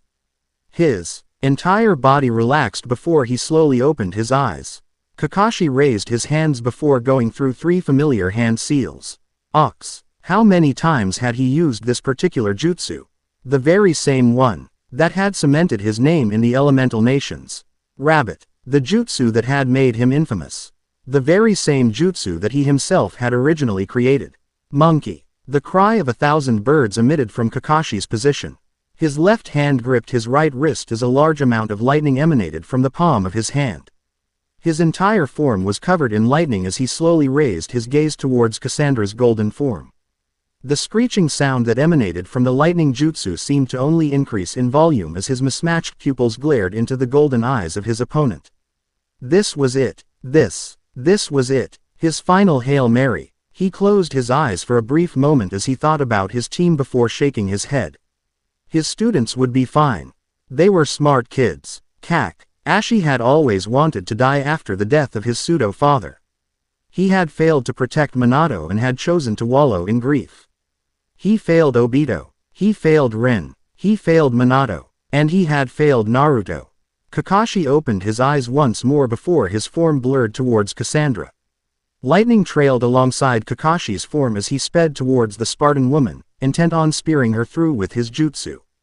His form was nearly untraceable save for the lightning that seemed to trail behind him from the jutsu that sat in his hands. Reikiri. Kakashi's right hand thrusted towards Cassandra, who made no move to defend, block and/or dodge the attack.